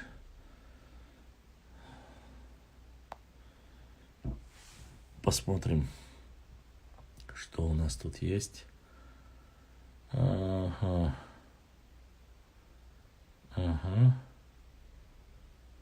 Ну.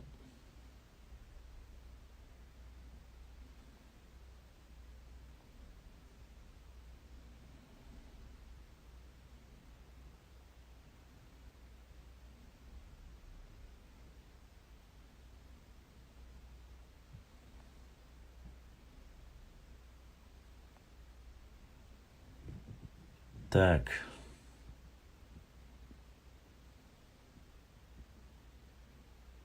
Это не нужно. Это не нужно. Глаза очень напрягаются, когда много читаешь. И Казбек. Брат Казбек поддержал нас. Бюсти хил, амин, дал ездил. И брат Казбек задонатил. Казбек дал духу ахвал, дал сейдуэл. Дал будисник эзашка соудолетил. Огромная благодарность всем, кто не забывает и поддерживает нас донейшеном. Ваша поддержка необходима, как сказать, как воздух для нас.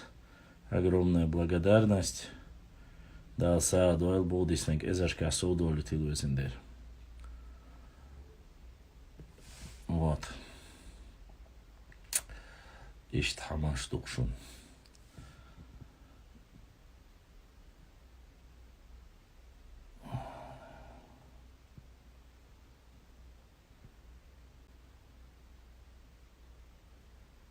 Так, вот. Так.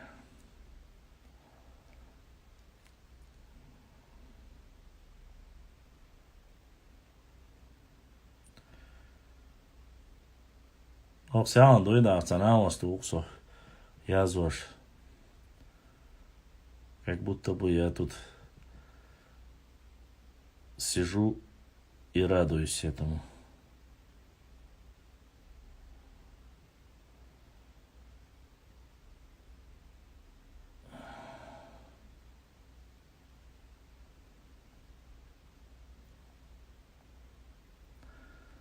Так, этот вопрос я отвечать не буду. Это меня не касается.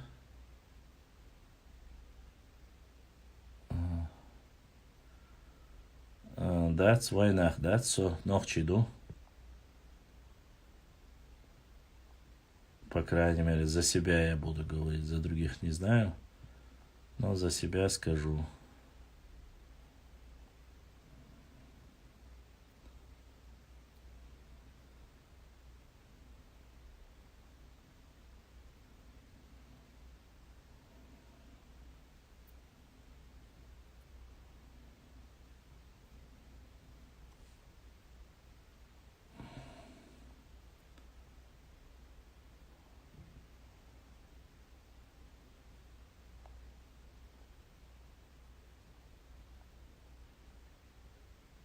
Так.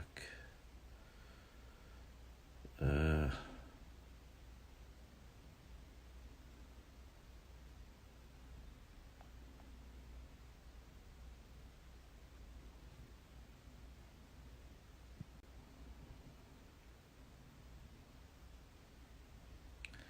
Пока вопросов к себе я не вижу. Если будут вопросы, я, конечно же, отвечу.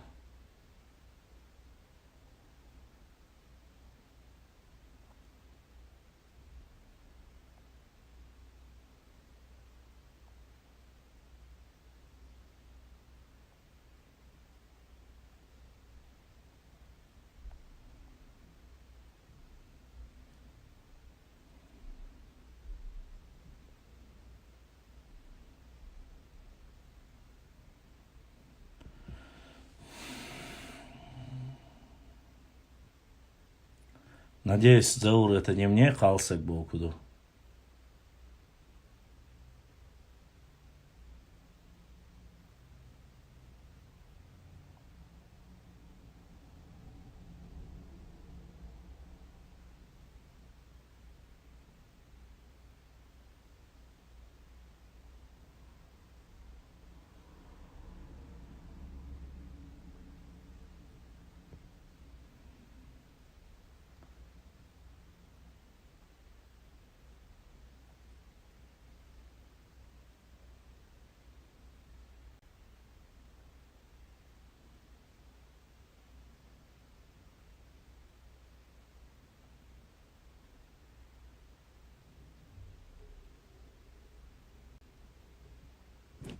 Так, Васт, Башлам, напомни Фаргиву, что в Дагестан и другие республики получили, а Чечня вернула исконные территории, остальные на очередь.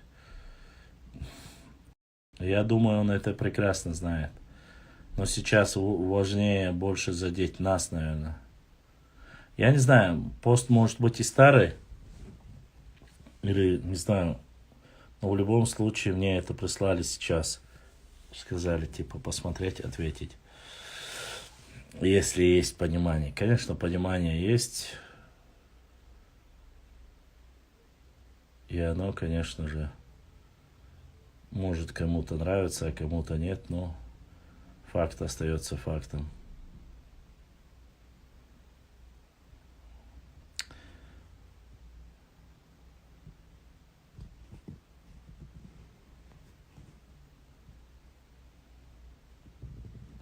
Башлам, пару лет назад я был в Старом Черке, и там случайно разговорился с одним стариком-аварцем, и он сказал мне, что у них раньше 2 чеченских купа было в селе. Лет 100 назад они говорили на нашем. Ничего странного в этом нету. Очень много в Дагестане, Бабаюртовском, Кизилюртовском, Кизлярском, Хасавюртовском районе огромными купами жили ногчи. Сейчас, к сожалению, уже никто не проживает. Все оттуда в основном переселены.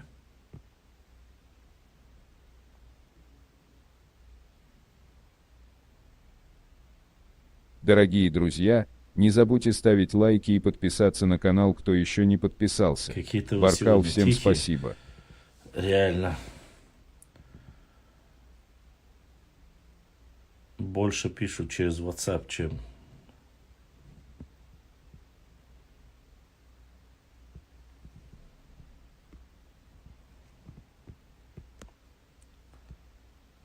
Сегодня намного быстрее вы устали, походу, да?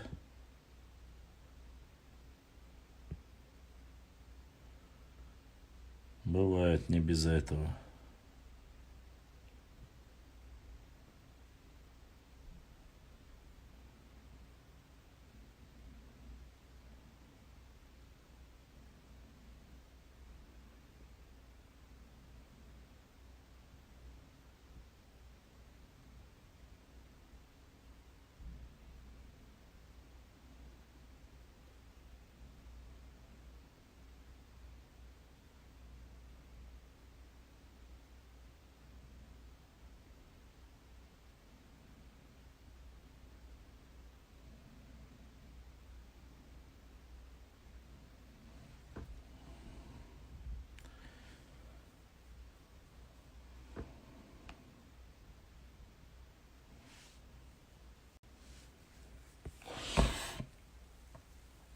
Hamdüç da tappelat aşbuk şeviş.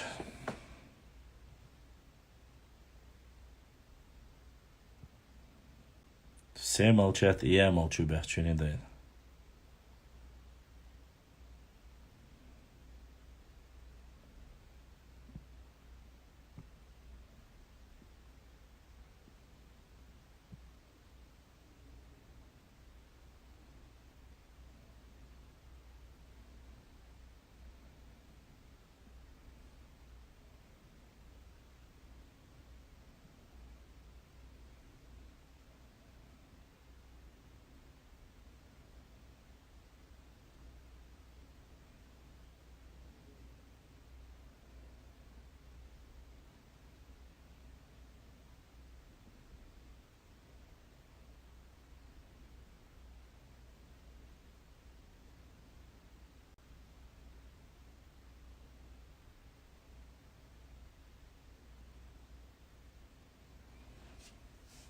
Не Беков, прошу прощения, не Беков, а Боков, хе-хе, Боков.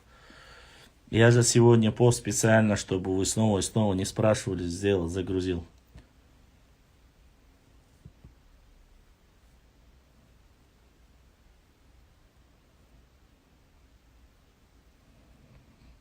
Ну, они говорят, что ранее там были другие. Я знаю таких базировавшихся, вернее, встречал, что их предки рано ушли, некому было смотреть за отпрысками. Говорю, есть полный список земель, переданных в 50-е годы. Все. Но их не интересует это, их интересует только то, что есть у нас. Что там у других, им не важно. К сожалению.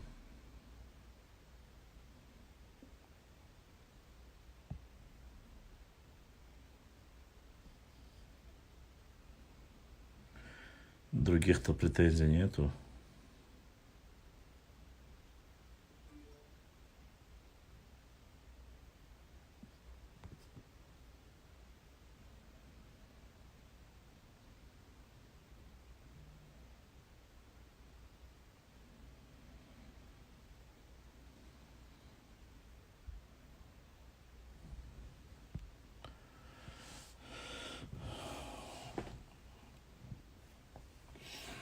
Так, в прошлом 1980-х годах Боков, не 80-х, в 83-м году, на исконно-чеченскую землю Казиной Амс, частично с Казиной с половиной Эрсиной Лам тоже передел.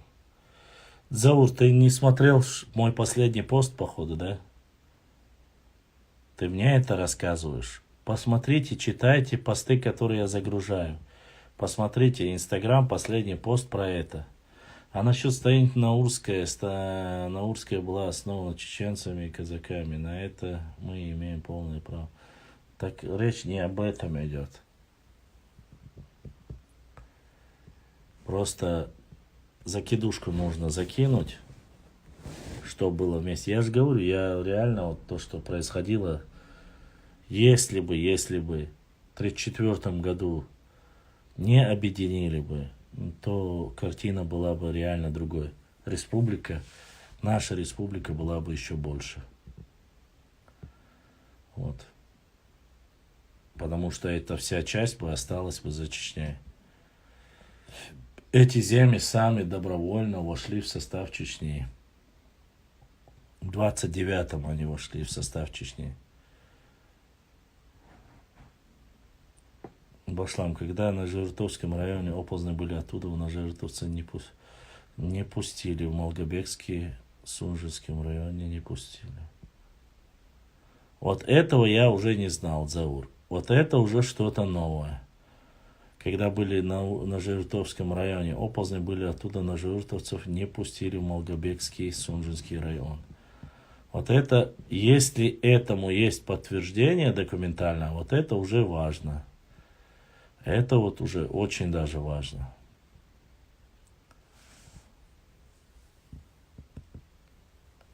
Я об этом факте не знал.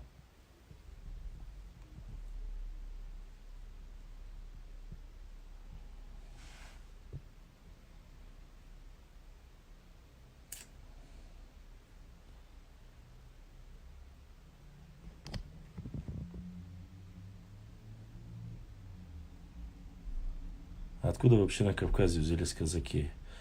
Ну, считается, что они пришли с Астрахани. Вот. Там беглые крепостные, которым обещали землю, свободу. Вот оттуда и направили их сюда. Башлам, насчет этого нужно спросить на журтовцев. Это правда. Ну, если это правда, это должно быть где-то зафиксировано. На журтовцев тоже спросим. Надо узнать, был ли сей факт или нет. Вот.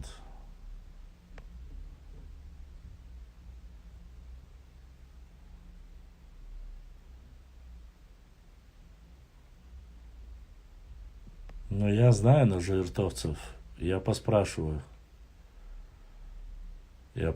Узнаю.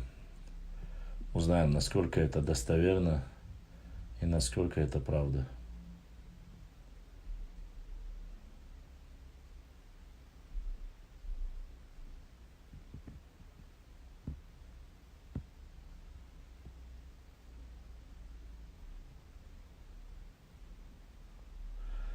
В Кавказскую войну сколько ингушей воевали в братских странах?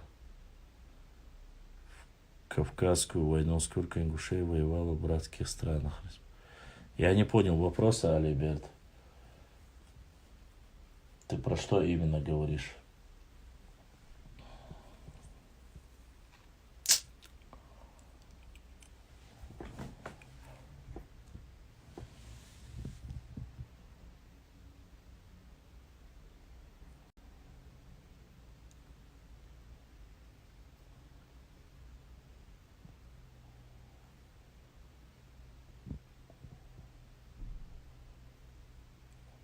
Чапелгш мадуиш Галаева. Чепалгш дац. Чепалгш нохчиш ол. Чапелгш есть чапелгш. Мага 788. Разборки идут с Галаева по полной.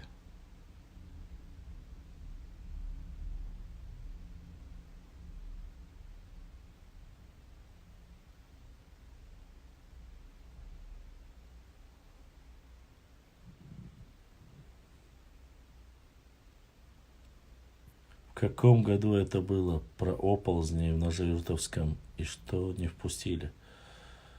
Ну, кажется, 80-е годы, да, были оползни? 88-й. Сонохчи ях башламс. Цаях ас. Ош хаздук чапилк шори. Галайо. Нохчи ях ас датсон галай нохчи бойсон хаун.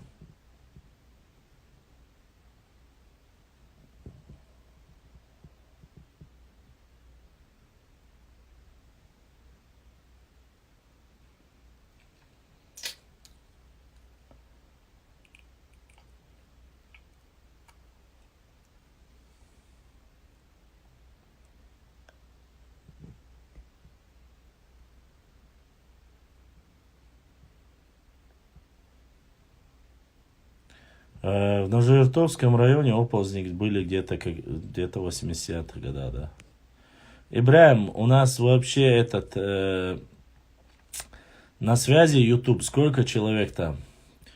За башлама и двор стреляю в упорба. Ай, да я как мадуц хасдег. Башлам кофе, я сок моушмоаца. Тярхена. Сок, вагаяц, кофе, асмелла. Как говорил мой учитель, я тебе француз. Времена нынче такие, братишка. Пока так как-то. Кофе есть, соков, моков нет, уже все, что было, я израсходовал. Ножеюртовцы говорят, ножеюртовцев от оползней не пустили в Малгобекский, Сунжинский район, не пускали. ингуши. Это правда. И поэтому ножертовцев заселили в Шилковской район Башлан. Понятно. 88. Асбузуртанов. Латит Бах Таму. Ассаламу алейкум. Бах Карим Хрома. Ва алейкум ассалам ва рахматуллахи ва баракатух. На Жертовском районе оползни были в 1980-х годах и в 1990-х годах.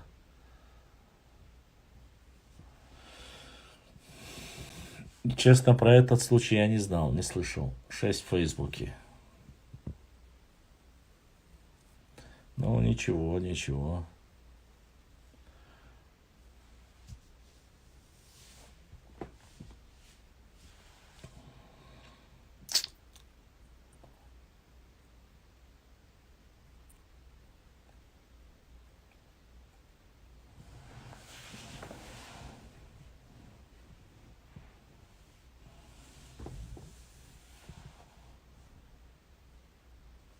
Почему? Шарой является точно так же колыбелью ногчи народа. Шарой, Итункал, Галанчож, Шатой, Чаберлой. Это все вот эти земли, районы, мохки являются исконно ногчи. Вот. Это все наше родное. Всегда было, будет и есть. За другое говорить не знаю. Это, как говорится, сердце. А остальные мохни куашт, наур куашт, теркестер куашт, нажаюрт куашт, аух куашт, гюмси куашт, шейл куашт. Отвечаю. Мартан куашт, халгар мартан куашт, яр мартан куашт. Ща эга из-за... Все это является, было и есть за чеченцами. Я уверен, что было еще и больше, просто численность населения сократили, остальных загнали в горы. Своих холопов, халуев посадили на землю нашего народа. Потом, когда ногчи начали спускаться, они начали бегать к царю-батюшке и просить, мол, вот накажи, вот пускай они слушаются нас. Если они не будут, накажи их. Если вкратце таким бытовым простым языком сказать, это было так. Поэтому я не люблю это время, когда начинают говорить, расскажи про это время, расскажи про это время. А чего хорошего было? Конечно, можно рассказывать, какие там развивалось там дело, допустим, меховое, там, земледелие, оружейное дело развивалось там, скотоводство, малый рогатый скот, там, большой рогатый скот, в каких районах более там было лучшим, допустим, в советское время особенно сильно ценилось то, что в наших горных районах добывалось мясо, считалось одним из самых большим поставщиком. Я уже не говорю там про пчеловодство и так далее и тому подобное. Это, конечно, интересные моменты. Где-то занимались исконными вот этими чеченскими истангами, делали истанги, которые войлочные ковры, которые в основе своей делались в восточной части нашей родины, качкалыковцами и чеченцами, то есть Нойбир, Ойсхар, Гюмси, Куршлой, Аух, Муах, там делались истанги больше всего. В западной части истанги почти не делали. В горной части тоже вообще почти что не делались истанги. Вот. Сейчас, конечно, там оказалось, что чуть ли не прародиной всех истангов якобы на Запад. На самом деле это не так. Это ученые давно описали, еще в то время, когда приходили в царское время, когда экспансия же шла с запада на восток. Почему-то все думают, когда пришел Петр I, с Петра это все началось. На самом деле это не так. И задонатил кто? Ибраим, дик бушиду, Ибраим, Ибраим, да, си дуэла, да, духуа хуэл. Ибраим, обязательно, братан, от тебя все, считай, что это сделано. Кофе, мофе, я уж сок мог там затариться, я, конечно, еще не успел. Сейчас немножко, как говорится, очень слабо я подготовился к своему дню рождения, но ничего, не всегда все получается. Будут и на нашей улице, как говорится, праздник. Самое неудобное время, как вы меня застали. Вот, войлочное изделие, металлообработка, известь. И вот когда экспансия была с запада, они говорят, что очень скудное было вот войлочные ковры у тех, кто проживал в западной части нашей родины. Они жили скудно, в каких домах, земляные, а более богато жили в восточной части, потому что все рынки, оружейное дело, мастера, вот, даже были мастера по обработке серебра, золота, дорогих камней. Это все было больше западной части. Очень сильно развито скотоводство, оружейное дело. У нас была южная часть нашей родины, то есть это горная часть. Поэтому приезжали в Ножеюртовский район, когда устраивали базары, ночи устраивали, на Жаюрт приезжали грузинские торговцы, купцы приезжали, проводили там, покупали, продавали, то есть занимались, нынешним языком сказать, бизнесом. Это все было. И все это было намного сильнее развито в восточной части, нежели чем в западной. И я думаю, что вот этот процесс, поскольку пути пересечения местности именно в этой области, это было все-таки прибрежное, Каспийское море, оттуда вот дороги с Персии, оттуда вот дороги, как бы все, кто продает, покупает, находились вот в этой развязке.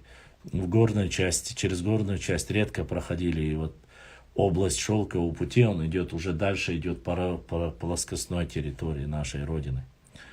Артберт, спрашиваю, какое участие ингуши принимали в Кабарде, в Черкесии, в Дагестане в колониальной войне против России?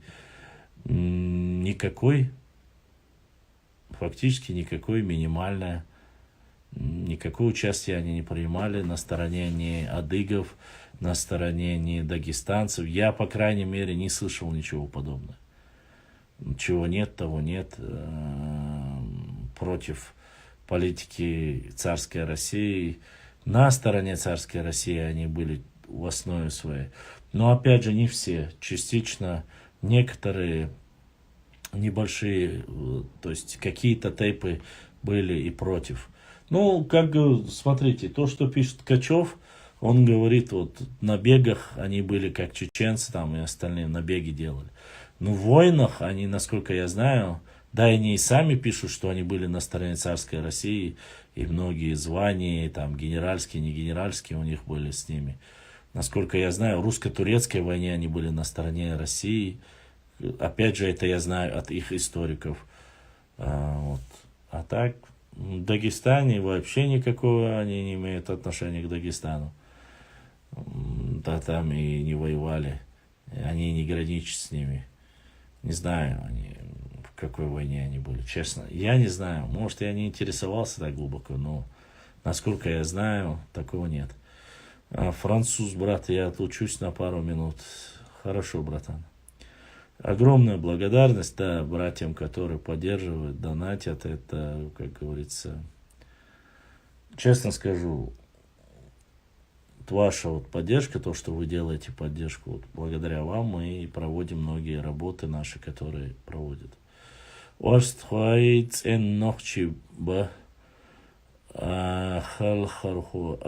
верно. Башлам, какие годы северные территории присоединены к Дагестану? начиная с 1921 года. В основном пошли вот с этого времени. Вот. С 20 века начались. Эти все территории только с 20 века в основном присоединены. Если ты... Да, именно. Яковлев написал про историю... Раньше...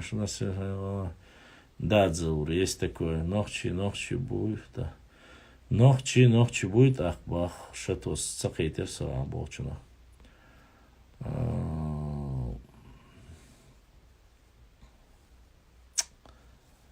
Так, дальше. В войнах, пишет Башлам, ведь юрт-аух тоже делали оружие. Да, конечно.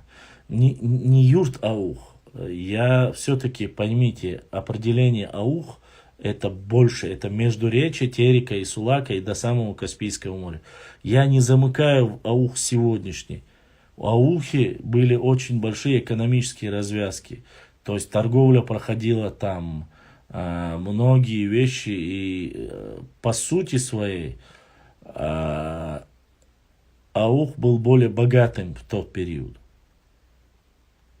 В тот период был намного богаче, потому что он был на развязке. Это местность, где проводилась торговля. Это вот, знаете как, давайте я вам объясню. Помните, когда в Чечне шла Вторая война, Первая война, весь бизнес, все базары, все, вот торговля, все было в Хасавюрте. Все ехали покупать в Хасавюрт, продать, купить. Жениться кто-то, ездил закупаться в Хасавюрт. На праздники, там, допустим, Мардас, что-то, ездили в Хасавюрт. Это было неким хабом для того, чтобы купить, продать, то есть все было там. Что касается мастеров, несмотря на это, если даже там не было хаба, что касается ауха, аух очень благодатное место. Беркете меттегию иджу. Но вы должны понимать, что именно такие места, они являются экономически важным для некоторых. Для Дагестана это экономически важное место. Не только экономически, и географически важно. Если аух просто-напросто, грубо говоря, да, ауха махюня нохчиш хакията, церлямниш далилар, салилар полностью нохчиши кердуал, что аур. Цунде рецаляцан, цанна аура нохчиш кхаярзи, сакиетря, сахекля. Сухарц халамег, но вот так вот. Поэтому это очень, так сказать, геополитически, в масштабах региона это очень важно. Вот. Поэтому я говорю. А так, конечно, гончарное дело было очень развито в аухе. Ну, аух, опять же, ауха и махкер духой, да? В то же время и рыболовство, и охотничье дело, и гончарное дело, и оружейное дело, потому что он киштанец, они вахкар, войлочное дело, все вот это очень развито было в этой области. И недаром на это место, особенно благодатное место, это было в зимнее время. Да, Заур. В зимнее время это было очень важно. Почему? Потому что климат был там более мягким. И мелкий рогатый скот мог пастись круглый год там. Вот, очень хорошее место. И поэтому вот именно Кизляр, вот этот междуречие Терека и Сулака, вот эта местность, она конкретно оттуда вот считается, что Ермолов вот, за Тереком отогнал почти что 1 000 000 голов овец. Вы должны понимать, 1 000 000 голов овец, это у скольких, какое богатство. Просто не. И поэтому, зная эту местность, вот этот Чеченский пролив, после которого начали называть Аграханский пролив, остров Чечень, именно оттуда вот зашел Петр I в начале.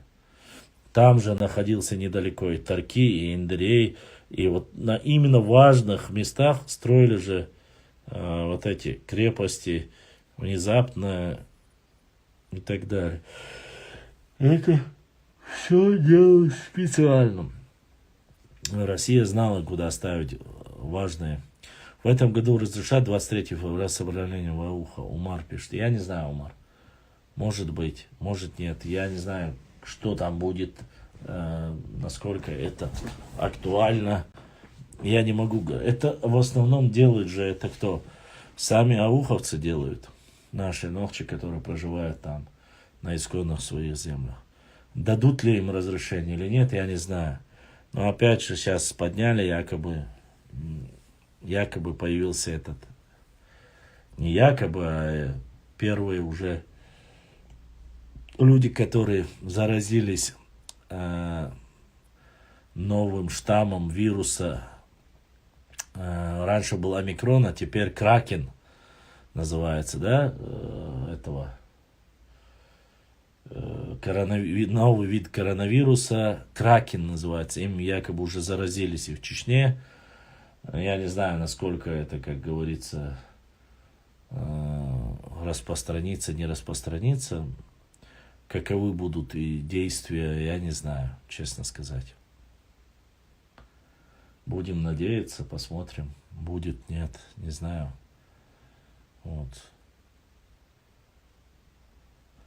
Ребят, уточни, пожалуйста, Кизилюртовский, Тарумовский тогда какие годы передали? Еще раз, ребят, я тебе говорю, Ауховский район, с передачи Ауховского района присоединили его и передали в 1921 году. Точная передача присоединения после раздела Терской области, когда уже передел Терской области произошел, после него Дагестан, сейчас я посмотрю, кажется, если у меня есть эта карта, хотя нет, на этом здесь не будет. Давай я сейчас тебе проще покажу. Так. Проще будет показать, чем...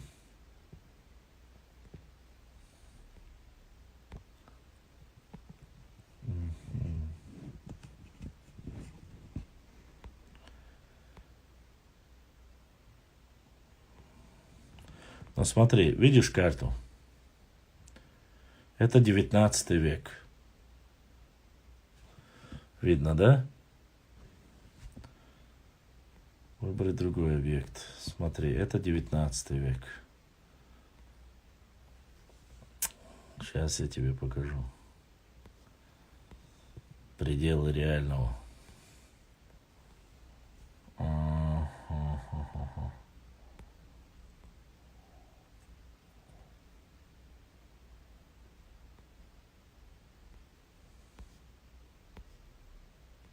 Вот Дагестан.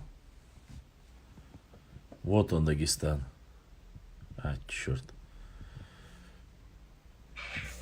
Чтоб ты знал, красная граница, это реальный Дагестан. Это по Сулаку. Так. Ариберд. Онгуши.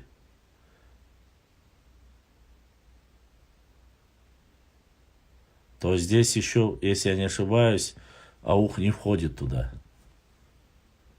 Чтобы понятно было. Это Дагестан.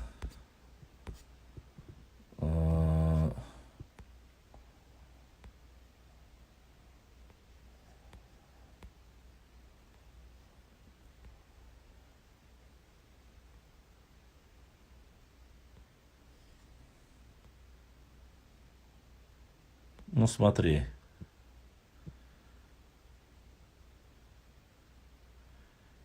Видишь?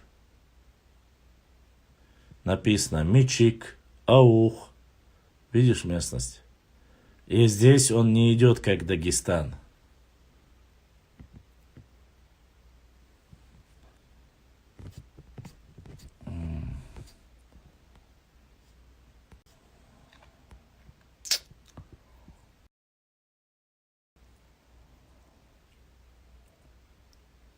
Так, сейчас я тебе более...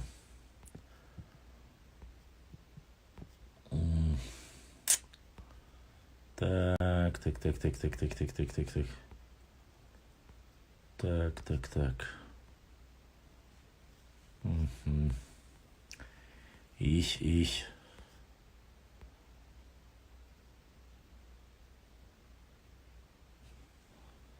Ну вот смотри. Вот реальная карта. Время Терская область. Видишь, Терская область, граница. Красная граница, где проходит. Видишь? Остров Чечень не входит даже в Дагестан.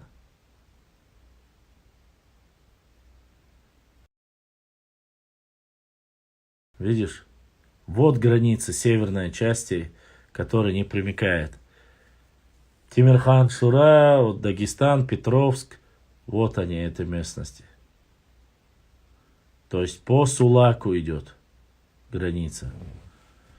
В дальнейшем уже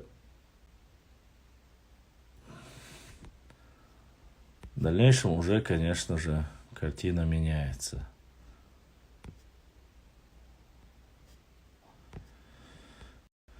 Вот как-то так. А это вот турецкая карта.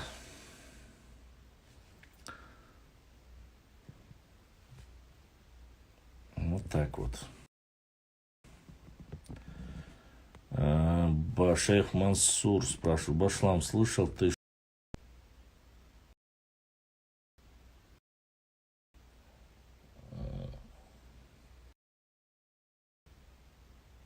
Скажу так. Давай коротко, я много не буду говорить. Это сейчас немножко не то. Но они были ярыми противниками царской России. Они воевали. В одно время они входили в состав... Они не в одно время, они ходили в состав Яни и Цхорой, входили в состав имама Шамиля. Если я не путаю, конечно. Если я видел фотографии, где и Цору, и Хайхар, и на карте, они относятся к горной Чечне, имеется в виду к имамату Чечни и Дагестана. Но она на карте уже, на фотографиях, на картах, как Чечня, но они не под, как тебе сказать, они были среди тех горцев, которые подлежали уничтожению, то есть этой местности, башенных комплексов, которые там были, и оттуда, чтобы их согнали вниз на плоскостную территорию, потому что они не были лояльными царской России. Они воевали, они были противниками. Ну, как и всех в этой области, по соседству с Галанчорским районом Хуршиз, села были уничтожены, жители были согнаны на территорию, нижнюю плоскостную территорию. И после их участи, в основном, если я не ошибаюсь, они оказались, большая часть оказались на территории Ингушетии. Башлам Бигалаев, чуах аухуай цац был.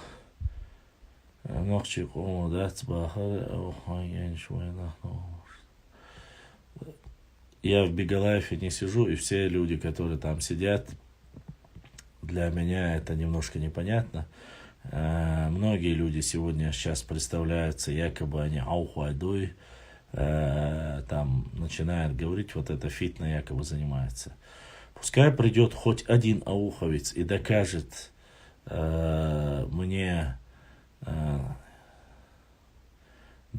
мне хоть один ауховец докажет, что он другой национальности, или докажет, что есть войнахская нация, я после этого признаю, что я был неправ и что я проиграл. Хоть один из 200 тысяч ауховцев, которые проживают, пускай придет ко мне в эфир, YouTube, Facebook, Instagram, и докажет мне, что есть нация войнахов, или есть, что ауховцы это другая нация.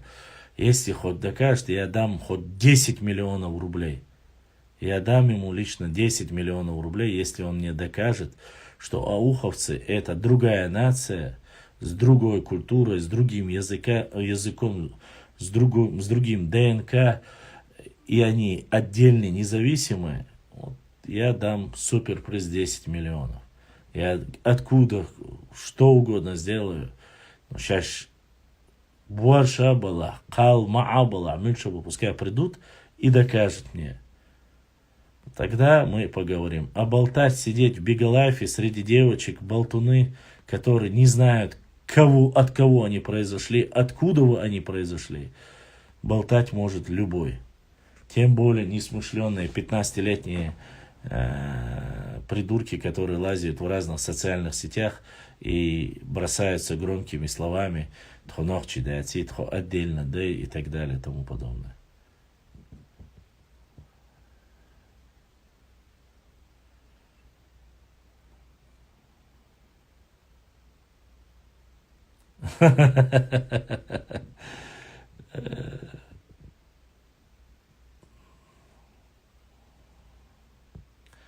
Летчик Алиев ногчи фамилию. Да, вообще по фамилии Махия Тарасюк. Алиев ногчи фамилию Юдука Алиева ногчи бу, но в основном считается, что эта фамилия азербайджанская. В основном. Потом говорили, что это фамилия дагестанская. Потом начали говорить, что это фамилия чеченская. Я тебе скажу, что Алиев фамилия мусульманская, общая. Алиевы есть на самом деле есть и в Дагестане, и в Чечне, и в Ингушетии, и в Азербайджане. Кому она, ну, сами должны знать, да, от Алиев Юцина Хайош. Цундера, Уэйн Махаара, говорить, кому она точно принадлежит, или первое. В любом случае, Айлах Церхаялю, это значит арабское, в любом случае. Арбуцаю Айл. Цунаха Алиев Аль-Хадеану. Я не стану говорить, что она наша или чужая. По фамилиям лучше меня не спрашивать. Не забывайте, что фамилии вообще у нас введены только в 19 веке. До этого никогда в жизни фамилий на Кавказе не было. Называли имя отца и потом сына. Масала Айли ва Умар. Или, допустим, Чими ва Хошбауди. Или Расули ва Харван. Я Яиг, я Сисак, я Саг, ну, масла баса. У нас обычно ва говорят.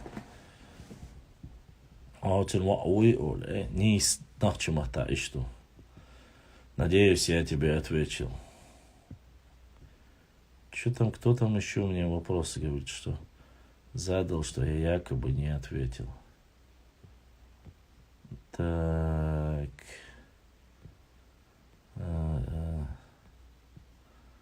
Много представительных народов Дагестана, которые с рождения живут среди нас, и как и ногчи говорят даже у себя в семье на ногчи мат. Сон жапло Расул.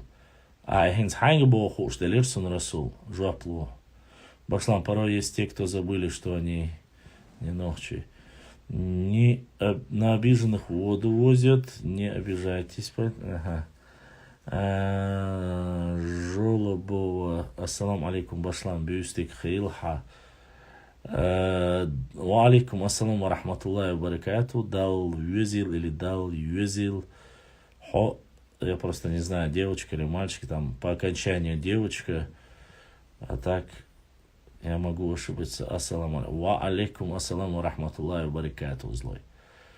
Не верьте, не слушайте, послушайте. Все вот эти мифы, которые Бигалайф и так далее представляются, это не факт того, что эти люди являются нашими. Расул, Сун жапло, Расул, Расул, Расул, Расул, Расул. Ничего, ясен. Что-то я не вижу твоего вопроса, Расул. Берлин, Щичуо, Шуи, Хайшунба. Это не то. Расул. Ассалам алейкум, ваша алязин Расулс. Ва алейкум ассалам ва рахматуллахи ва баракатуху. Кы Расуле хаттар сунгуш дац, ассалам деласюг Расул. Другого вопроса от тебя не доходило. Здесь нету другого твоего вопроса. По крайней мере, до меня не доходило. Если ты про салам говоришь, Энгно сюли буй бац, дер энгно сюли аудиус диц. Энгно ценах бол нохчи бук, сам мой бубош бол цен нохчи. Энгно жим тайп дац, энгно хазне сандох тайп дуршду. Никогда хиллам бац, энгно сюли, с чего это вдруг? Энгно вард луай шу нуай шильди. Никакого отношения к сюли вообще не имеет. И рядом не стояли. Ночью чуршаш, ночью буйбо, штейпан беш сюли, шаш сюли дуэл, справка шяхетин Дагестан. Из факта, не знаю. Вы представляете, есть представители не ночью, которые искренне считают себя ночью и говорят. Вполне возможно. Молодец. Черту бушил, борзачуя. Дух аиш хряц. У нас еще 22 минуты, и после этого я как бы выйду. У меня ограничение, так сказать, пока финансовое ограничение. Долгие, дольше сидеть не смогу, еще дольше сидеть не смогу просто.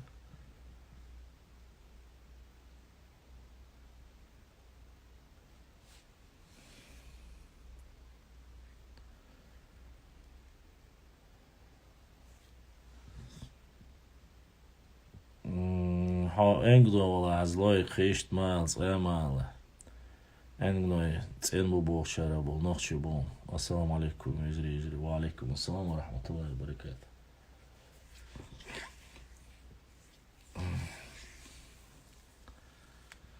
Энгной сили штаны связаны бахтана аур. Я не знаю, Балдик Дич, есть такое. Телец нах олышт. И нохчи ада чуqdoşdu. Дихардин. Шаш ашбог дидер. Дикнагуна шуцахердер. Ольцагерга лотоси. Так стубиой тейпут элоч. Ша иш телец энгрош баца сюли қида. Я сюли болеюш, я гонки болеюш. Я газонки болеюш. Ишт элет чарах царе ваца. Энгнойц энохчибу.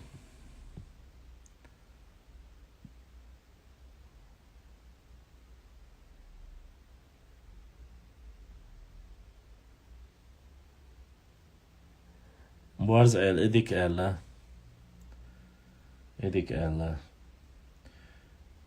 Элецаш буй, когда они начинают судить по тому, как о нашем народе или о нашей родине, это не их право. Потому что мы сами всегда можем навести порядок у себя в доме. Да, Нохчухам всегда мог и сможет всегда.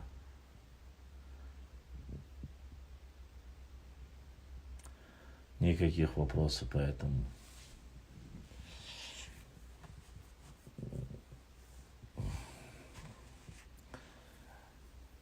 Хундхетера. Вот тебе какое дело, вот, допустим. По ходу время от времени заскочить и сказать: о, Аптишка, мой брат старый волк Эстеншвоевский, потерялся, man. 2 дня, ни слуху, ни духу. Мадатеса. Волк, что дела ваша? Дертадел. Эрстаншвот уз. Ишт бук везрима. Нақвас бубуш сухиз ворцун деказат тахиятас. Хавяк и бубуш болчак. Связи вал ала. Хчували. Чанти усу аухер сун вейнах хамо. Сун вейнах хай маварвул. Цакити су. Чанти нохчибу. Ва алейкум ассаламу ва рахматуллахи ва баракатух. Давис башлам итван бел и ахч датос وقال لتخا شرطو طوام وش там милвар черту это Ибраимин хауна если хан поддержки ла паргат хаятлон Европе можно спокойно прислать Ибраимик хачани прямо там на YouTube канале если от YouTube ла чуяльчани через YouTube паргат хаятлон дана ну да много конечно пайпайлочкана тоже балдик дич الله رزق خير مثلا خجبة يشورسو баба Цани, да. Ничего, мадаться, бардия. Сейчас тоже у меня тоже какую-нибудь тему проверну. Хакусару. Сума квасан. Баба Цис ходьба яш, ухарц ходьба яш. Хондик до. YouTube юса. Черту, это Ибраим он уйох чуа. Цуантро вац. Цуа сялгана YouTube чур. Германия ре этир. Кезгмезг хум задонатить енер он тоже. Ибраим объяснить дело черту куда дез. Черту усу алязина гон. Дерез хил черту, духуа хуан. Елах цеяла дерез хил. По крайней мере, нет, дай хаирюал. Духуа хуан.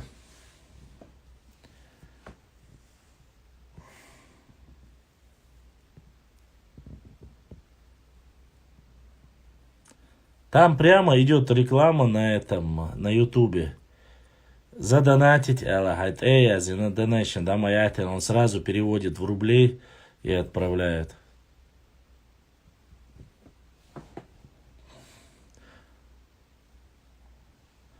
Это у нас он жуа плурдац, злой.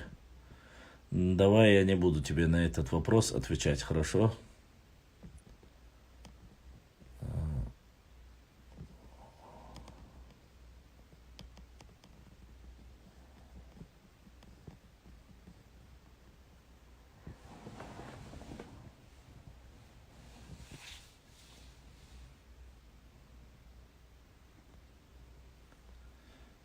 ملوره ذا رسول سويك خاطر دو آلا القطاع خاطر ما تصدقتي تو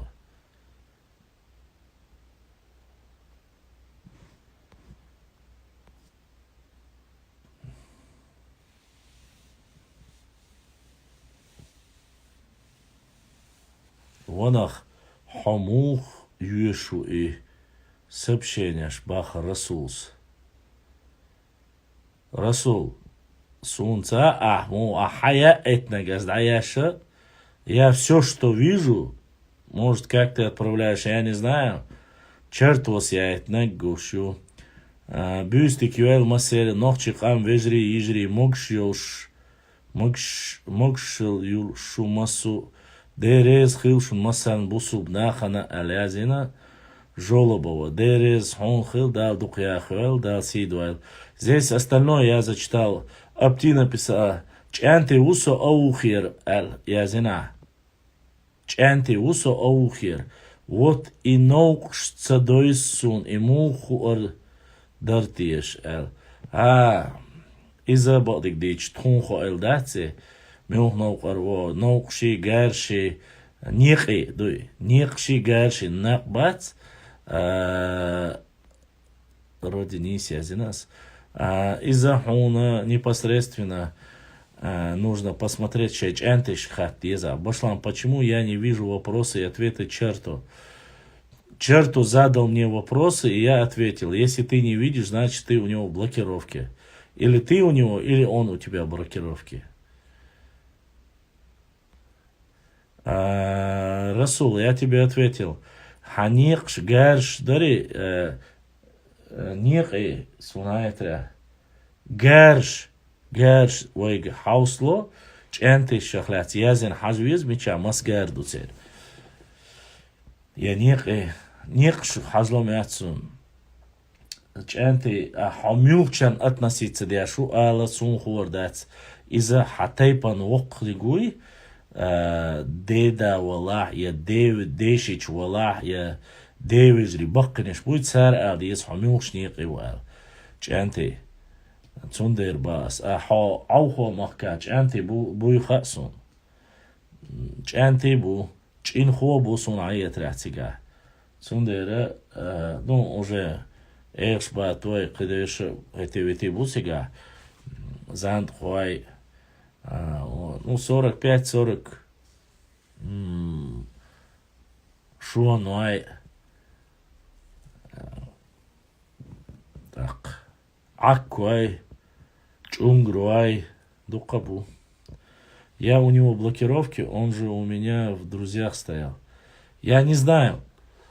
Я сказал, если ты не видишь его, то, что он пишет, или он не видит тебя, значит блокировки. А так я не могу сказать. Вот Гойшум, Галайо, Айцаня, Киунда, Айца, жесткие переписки. Если бы у меня было бы здесь еще, не знаю, девушек 50, наверное, здесь 150 еще парней было бы. Может быть, не столько для эфира, сколько для того, чтобы пообщаться с ними. Сок чукваси и Галайо, Алчуа Истхаль Чулт и Аха, и Мага Аллаги Масушок, Чуа. Жесткий переписк чукшуешь.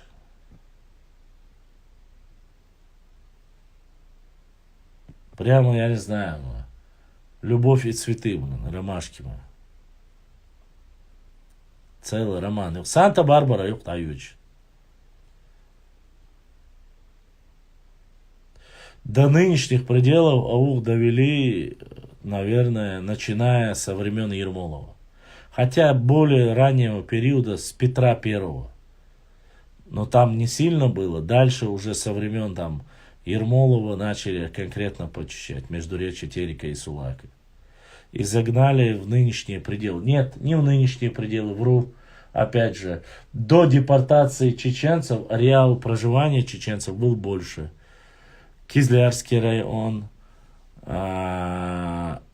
город Кизляр и Кизлярский район, Бабаюртовский район, Кизельюртовский район, Хасавюртовский район и Ауховский район. Вот в этих пределах проживали ауховцы, акоки. Акинцы, акоки, ауховцы. Вот. Дальше, после депортации уже сократилось. Еще меньше.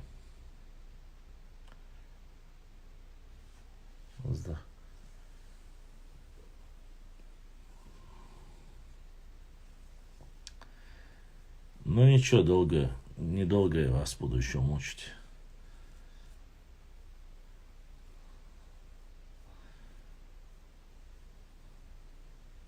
Ибрахим, если у тебя есть вопросы с Ютуба, с Фейсбука, задавай, потому что еще минут 10. Башлам, я дискуссировал с одной Сюли девушкой, и походу я так понял, что между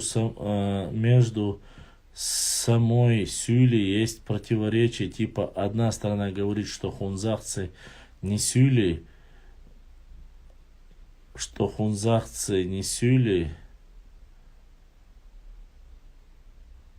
чамалинцы и другие.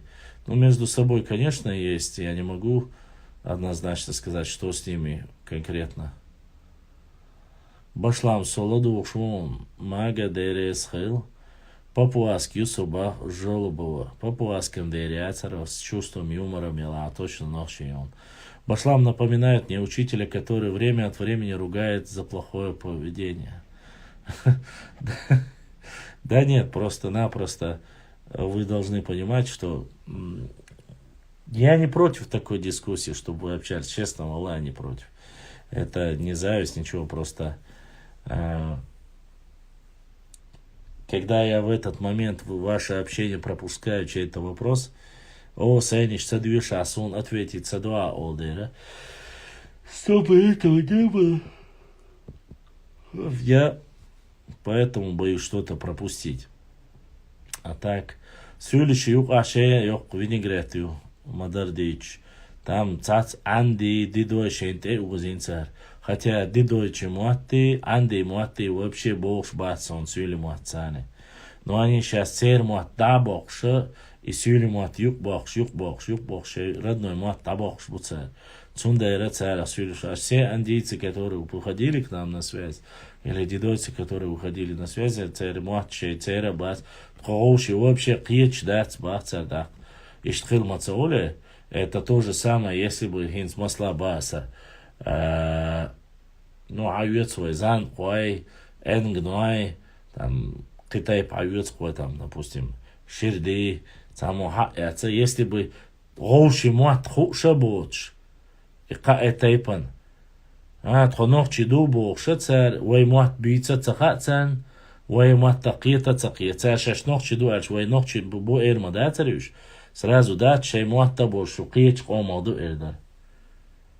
Вайниш цундер шабеш, вай цанох чимат бич, во ацера, بس مت نشتو غوشي قيتا تعني يورتا نشوق يورتا تشارا قيتا تغيش مت نشتو تسير نو شيق ام تم دا غيرتشا تسارت ايزبو ارا نشت ايزبو ويчар сан дацат вятсар войчар наоборот наши отталкивают, вы не наши, не знаете, а цера нет сатайпан из динак цусюлиш ба Папуа Новой Гвинеи худу керба.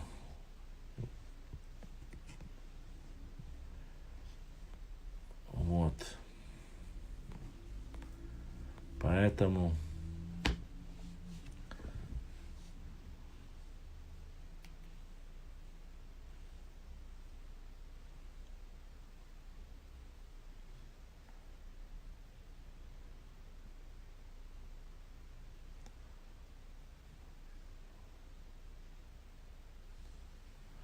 дела вайкиш ду ушах хит дик адели дела вайкиш ду ушах хетти дик дели. Да, дик он чодел, не знаю, спросил у нарнийцев, говорю. Попался. Не знаю, к чему ты это сейчас говоришь, честно сказать. 5 человек. 5 человек, да, сегодня задонатили 5 человек. И что? Что ты хотела спросить? Башлам, за 1944 год компенсации ЦДЛ, нохчуш башлам. За 44 год некоторые говорили, но была сумма очень маленькая, и многие не взяли.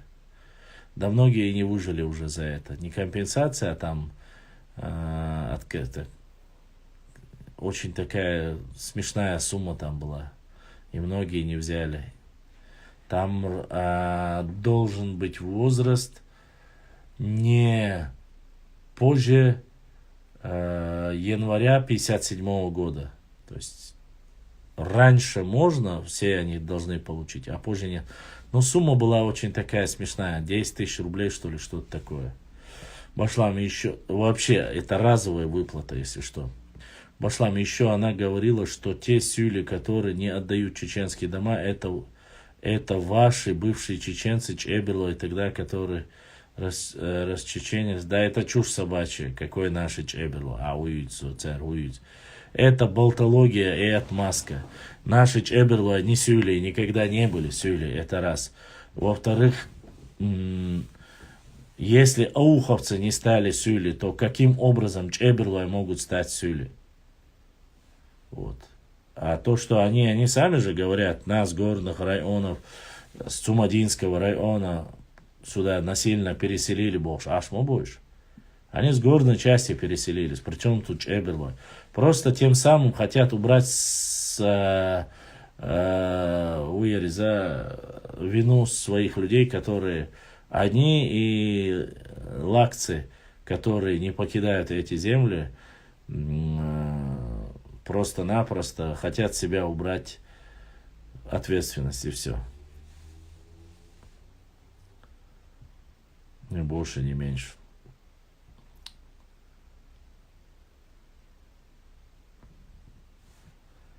Вот так вот.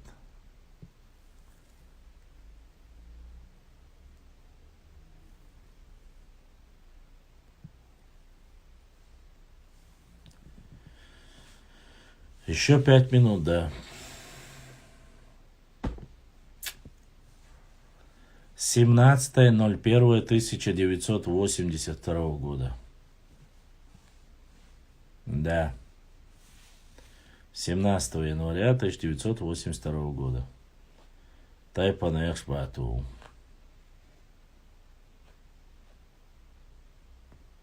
Рост 1,90 м. Глаза карие. И что? Поверь мне, я могу много чего рассказать. Но здесь же не анкета, ищу тебя или выхожу замуж, ищу жену. Если есть вопросы по истории, задавай. Если нет, какие претензии-то?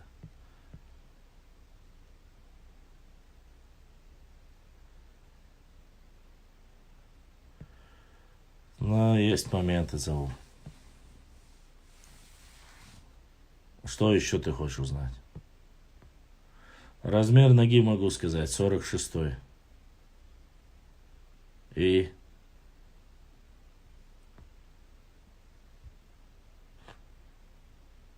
Ну, волос у меня на голове так нету, поэтому, в принципе, был когда-то шатеном. Если я веду блог по истории и занимаюсь исследовательской исторической работой, то я не знаю, как у вас, но у нас по специализации, то есть я дипломированный историк. Это первое мое, ну не первое, но второе мое образование. А так у меня есть другая специализация, и не только история. Это блогерская деятельность. Я не знаю, какие у тебя проблемы. Ну, я прямо с вас удивляюсь. Вот вы приходите, задаете вопросы, я не знаю, ты Сюли, ты кто вообще? Вот личная моя жизнь или моя деятельность, чем я провоцирую вас. Обязательно моя финансовая обеспеченность вас интересует. Что то один приходит, там, купить хочет, у меня паблик, другой хочет. Я с вас просто балдею. Солнца, шо вообще, какое это к вам имеет отношение, я не знаю. Я для всех открытый. Я еще раз говорю, я борюсь, вот мой блог это последствия всего плохого, что вы делаете. Я отвечаю на ваши выпадки и ваши сказки.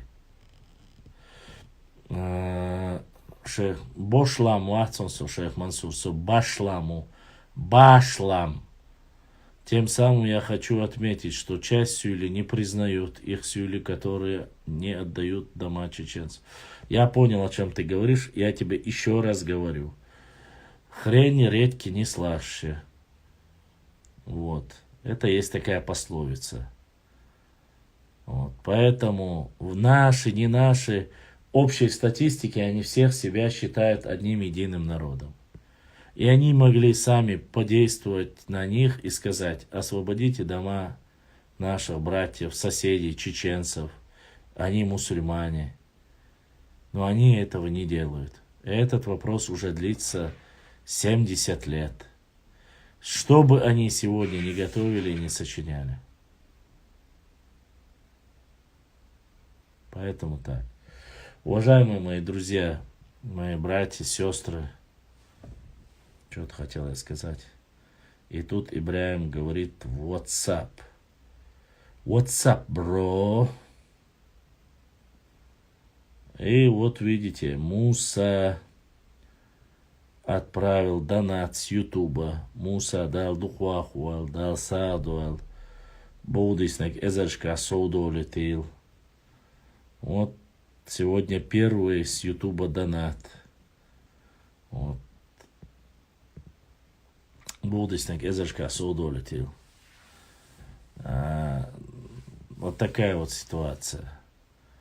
Это мое личное субъективное мнение. Может, я, конечно, ошибаюсь. Но я знаю, мы бы это бы осуждали. и говорили. Потому что когда возник вопрос по западной части нашей Родины, говорили остальные с Востока, переживали, что там происходит. Они давали интервью, они высказывались по этому мнению. То есть восточные ногчи, начиная от ауха и заканчивая западным. То есть у нас нету такого, чтобы проблема. По тому же вопросу, алейкум ассалам, по тому же вопросу давали интервью и говорили, и обсуждали наши кистинские ногчи. Наши, те, которые были там в этом, как это, в Иордании или в Турции, тоже говорили и давали интервью. Это уже говорит о многом. Башлам, историк Юсуп Дадаев сказал, что он имеет корни тейпа Бильтоя, но записан как аварец. Юсуп Дадаев, после того, как на него сделали давление Сюли, изменил свою книгу. В своей книге он указывал, что Байсангур Биноевский, национальный герой Нохчи народа, по преданиям, по полевому материалу, что он был на Гунибе. Но после того, как на него воздействовали, как говорится, Сюли, он изменил свою книгу. Так. Я очень сильно сомневаюсь, что Нохчи, являясь Нохчи, сделал бы это. Хоть 10, хоть 100 человек, что бы угодно ему не говорили. Поэтому я не знаю, кто он. Может он Нохчи, может он говорит, что Нохчи. Аллаху алям. Я не буду в это вмешиваться. Вот. Это ему виднее. Ну, ситуация такая. Ладно, друзья. К сожалению, у нас по времени ограничено сегодня время. Все, что могли, мы выжили. Я, по крайней мере. Завтра у нас воскресенье. Возможно, будет у нас завтра, если будет на родном языке история. Если нет,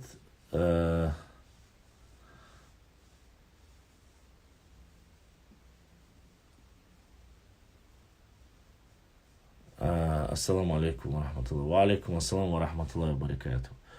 Если нет, не получится. Если не получится, значит, маловероятно, что я выйду в эфир. Цундера, что я хочу сказать.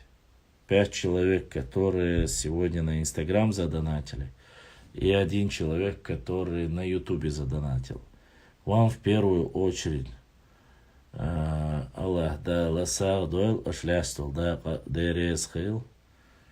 Благодарю за ваш небольшой, но очень скромный и очень хороший вклад, имеется в виду. Для меня это очень важно и нужно, это для нашего канала. Да, дух да дуэл, да са дуэл. Неважно, о какой сумме идет речь. Всем моим ютубовским подписчикам огромная благодарность за то, что задаете вопросы, за то, что спрашиваете и ведете дискуссию. Не забывайте подписаться на наш канал, приглашать больше подписчиков на наш канал. И плюс ко всему, я хотел бы сказать, первая часть, тот, кто не посмотрел первую часть, посмотрите, мы сегодня о древней истории нашего народа немножко зачитали из книги Хасана, нашего уважаемого историка Хасана Бакаева.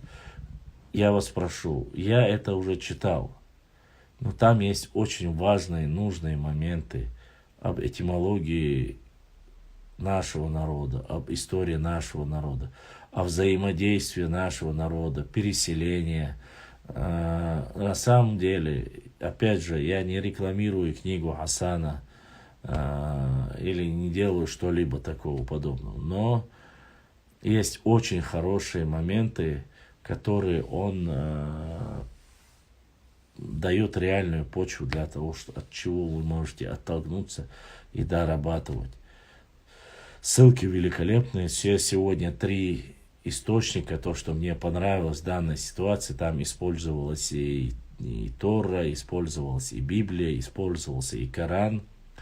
То есть это вот работа, чувствуется профессионализм человека, реального историка.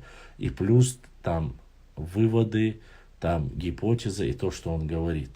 Оно идет так, как должно идти. То есть там нету вот таких вот нету. Здесь реальная история, связка, насколько косвенные доказательства или реальные доказательства дают почву для размышления.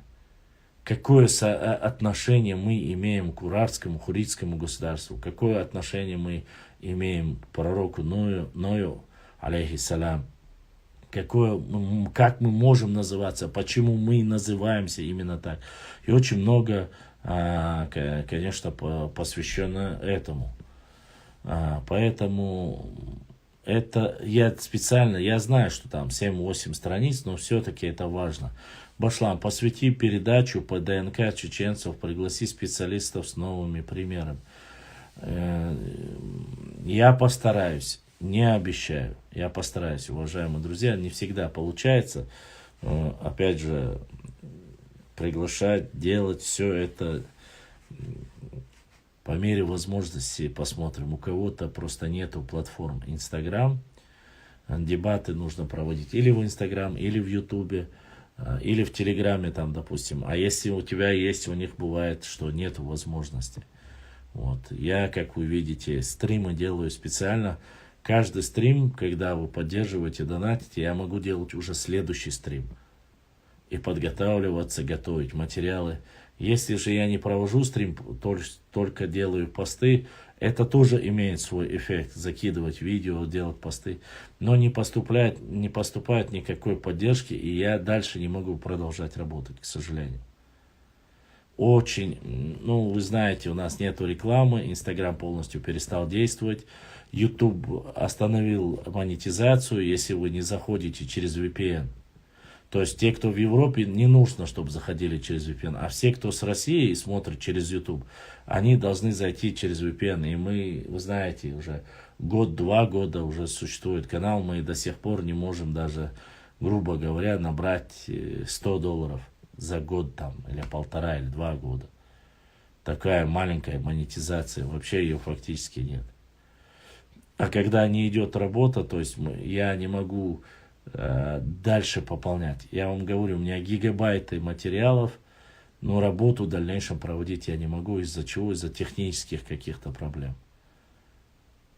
Появляется там, допустим, появился там планшет, не получается с клавиатурой, или там с Apple Pay, там книжкой Apple Pay Basa, с ручкой там, чтобы можно было корректировки делать. И так далее и тому подобное. Технические возможности — это самое дорогое удовольствие. А проводить ролики есть, и карты есть, нужно некоторые материалы время от времени наполнять. Это все, это огромное количество времени. Могу ли я? Да, я это могу делать. Сложно, легко, я могу. Это вне того, что я должен работу проводить какую-то другую, каким-то образом заработать и помогать своей семье. И это все, что я говорю, это вне семьи, отдельно, там, лекарство, не лекарство, это сам по себе. Понимаете? Мне поэтому... Нет, не надо, спасибо, Академии наук, мне не надо. В Академии наук единственное, что мне нужно было, если бы в Академии наук, если бы они мне дали бы бесплатно книги, новые книги. И академические вестники, с которыми я мог прочитать и что-то полезное напечатать, чтобы вы об этом знали. Но больше мне оттуда ничего не надо было. Мне не Академия наук нужна была. На самом деле мне нужен был хороший технарь, который проживает где-то за пределами, который технарь Болгудона, который мог бы помочь там 3-4 вещи нужно купить. Грубо говоря, 4 вещи. Остальные маленькие маленькие вещи, которые можно было докупить. Книги, карты, они для работы. Но их я в основном купил, но сканировать, брать нужное, публиковать, вот эти моменты нужно, для этого нужны, конечно, пару технических вещей, которые я, грубо говоря, пока, к сожалению, вот, ну, стоит отдать должное. С планшетом, я надеюсь, вопрос сейчас решился уже. Какие-то функции, которые я раньше хранил здесь, я перекину туда. Вот, да, а когда все это закончится, посмотрим. Все делаю, все пытаюсь как-то наладить, но время уходит, работы становится все больше. Пытаюсь как-то это все собрать, но или зачитывать, или рассказать. Тут еще параллельно приходит в директ вопросы Гарди Ицхара. Это опровергнуть, это показать, это рассказать. И все-таки дат иласун, эдло зарплат хватадиш. Нет, на самом деле 3W, восьмерки и 9, на самом деле, если бы вся эта система не нарушилась, когда у тебя есть армия, грубо говоря, твоих братьев, сестер, когда все понемногу друг другу помогают, работа идет. На это и рассчитана вот блогерская деятельность. Тогда ты, когда все понемногу тебе помогают, ты становишься более независимым, понимаешь? Ты ни от кого не зависишь. Ты пытаешься максимально отдаться своей работе. А когда тебе, там, грубо говоря, один человек дает все, если бы это было так, то и правило он хочет ставить тебе. Этим и отличается блогерство. Да, конечно, другие блогеры тоже там получают спонсорство, но это независимые. Ну, вот посмотрите, Парфенов, допустим, да, журналист, или какие-то другие там блогеры, Sky One, там блогер, он читает после каждого эфира, то есть рассказывает о каком-то научном открытии, будь то о космосе, будь то об атомной энергетике, будь то о биологии, рассказывает и потом в конце благодарит вот этих людей, которые поддерживают меня, там, фамилии 20, 30, 50, без разницы. И они, он благодарит их. То есть это обычная практика. Есть люди, которые постоянно, стабильно донатят, но это имеется в виду, когда аудитория нормальная. Вот. И благодаря большему количеству, если много подписчиков, само собой видит работодатель, и он пытается каким-то образом сделать рекламу. Если есть реклама, то большой груз уходит с тех, кто стримит там или донатит. Ну, как говорится, ничего. Интересное впереди. У нас очень много Роман Давтагов. Да, было бы, конечно, неплохо. Хороший меценат. Даже средние меценатов, если бы их было бы несколько, чтобы на одного человека груз не пал, несколько, хоть по чуть-чуть можно было бы. Честно сказать, несколько вот этих технических моментов, если бы решить, остальное, в принципе, там, иногда там книгу, карты, Эцумал, Хальчан, Твердаш. Ну да ладно. Все, кто любит Родину, являются патриотами, не всем все легко дается. Трудности нужно проходить, который хотел бы свое имя вписать вместе с тобой в историю народа своего. Через это все проходят. Я всегда говорю и говорил одно. Кто бы ни помогал, кто бы ни задействовал книгой, картой, что бы ни делал, это вклад в нашу общую историю. Не для меня, а для нашего народа. Это должен понимать каждый, кто это делает. В первую очередь, Цандерес, Хилдавдухдах, какое-то лирическое отступление, прошу прощения. Массера Адекюэл, Давдухдах Дуэл. На связи, если что, пишите. Я еще, наверное, часа 2 спать не буду по-любому. Адекюэл, Бюстей Калиоэл. Если вдруг получится, я постараюсь Ибраиму сказать, вы увидите анонс, что будет эфир. Если получится завтра, если не получится, увидимся следующий, наверное, уже во вторник. Может быть, поскольку в этот день, это самый грустный день в году, и хотелось быть бы с друзьями. Ассаламу алейкум ва рахматуллахи ва баракатуху. Адекюэл, Бюстардек Алюэл, Давдухдах Дуэл. Не забывайте главное правило, уважаемые мои братья и сестры. Дехша, деба, даха, санхоми нохчикам, далат эхабертиэл, адекюэл.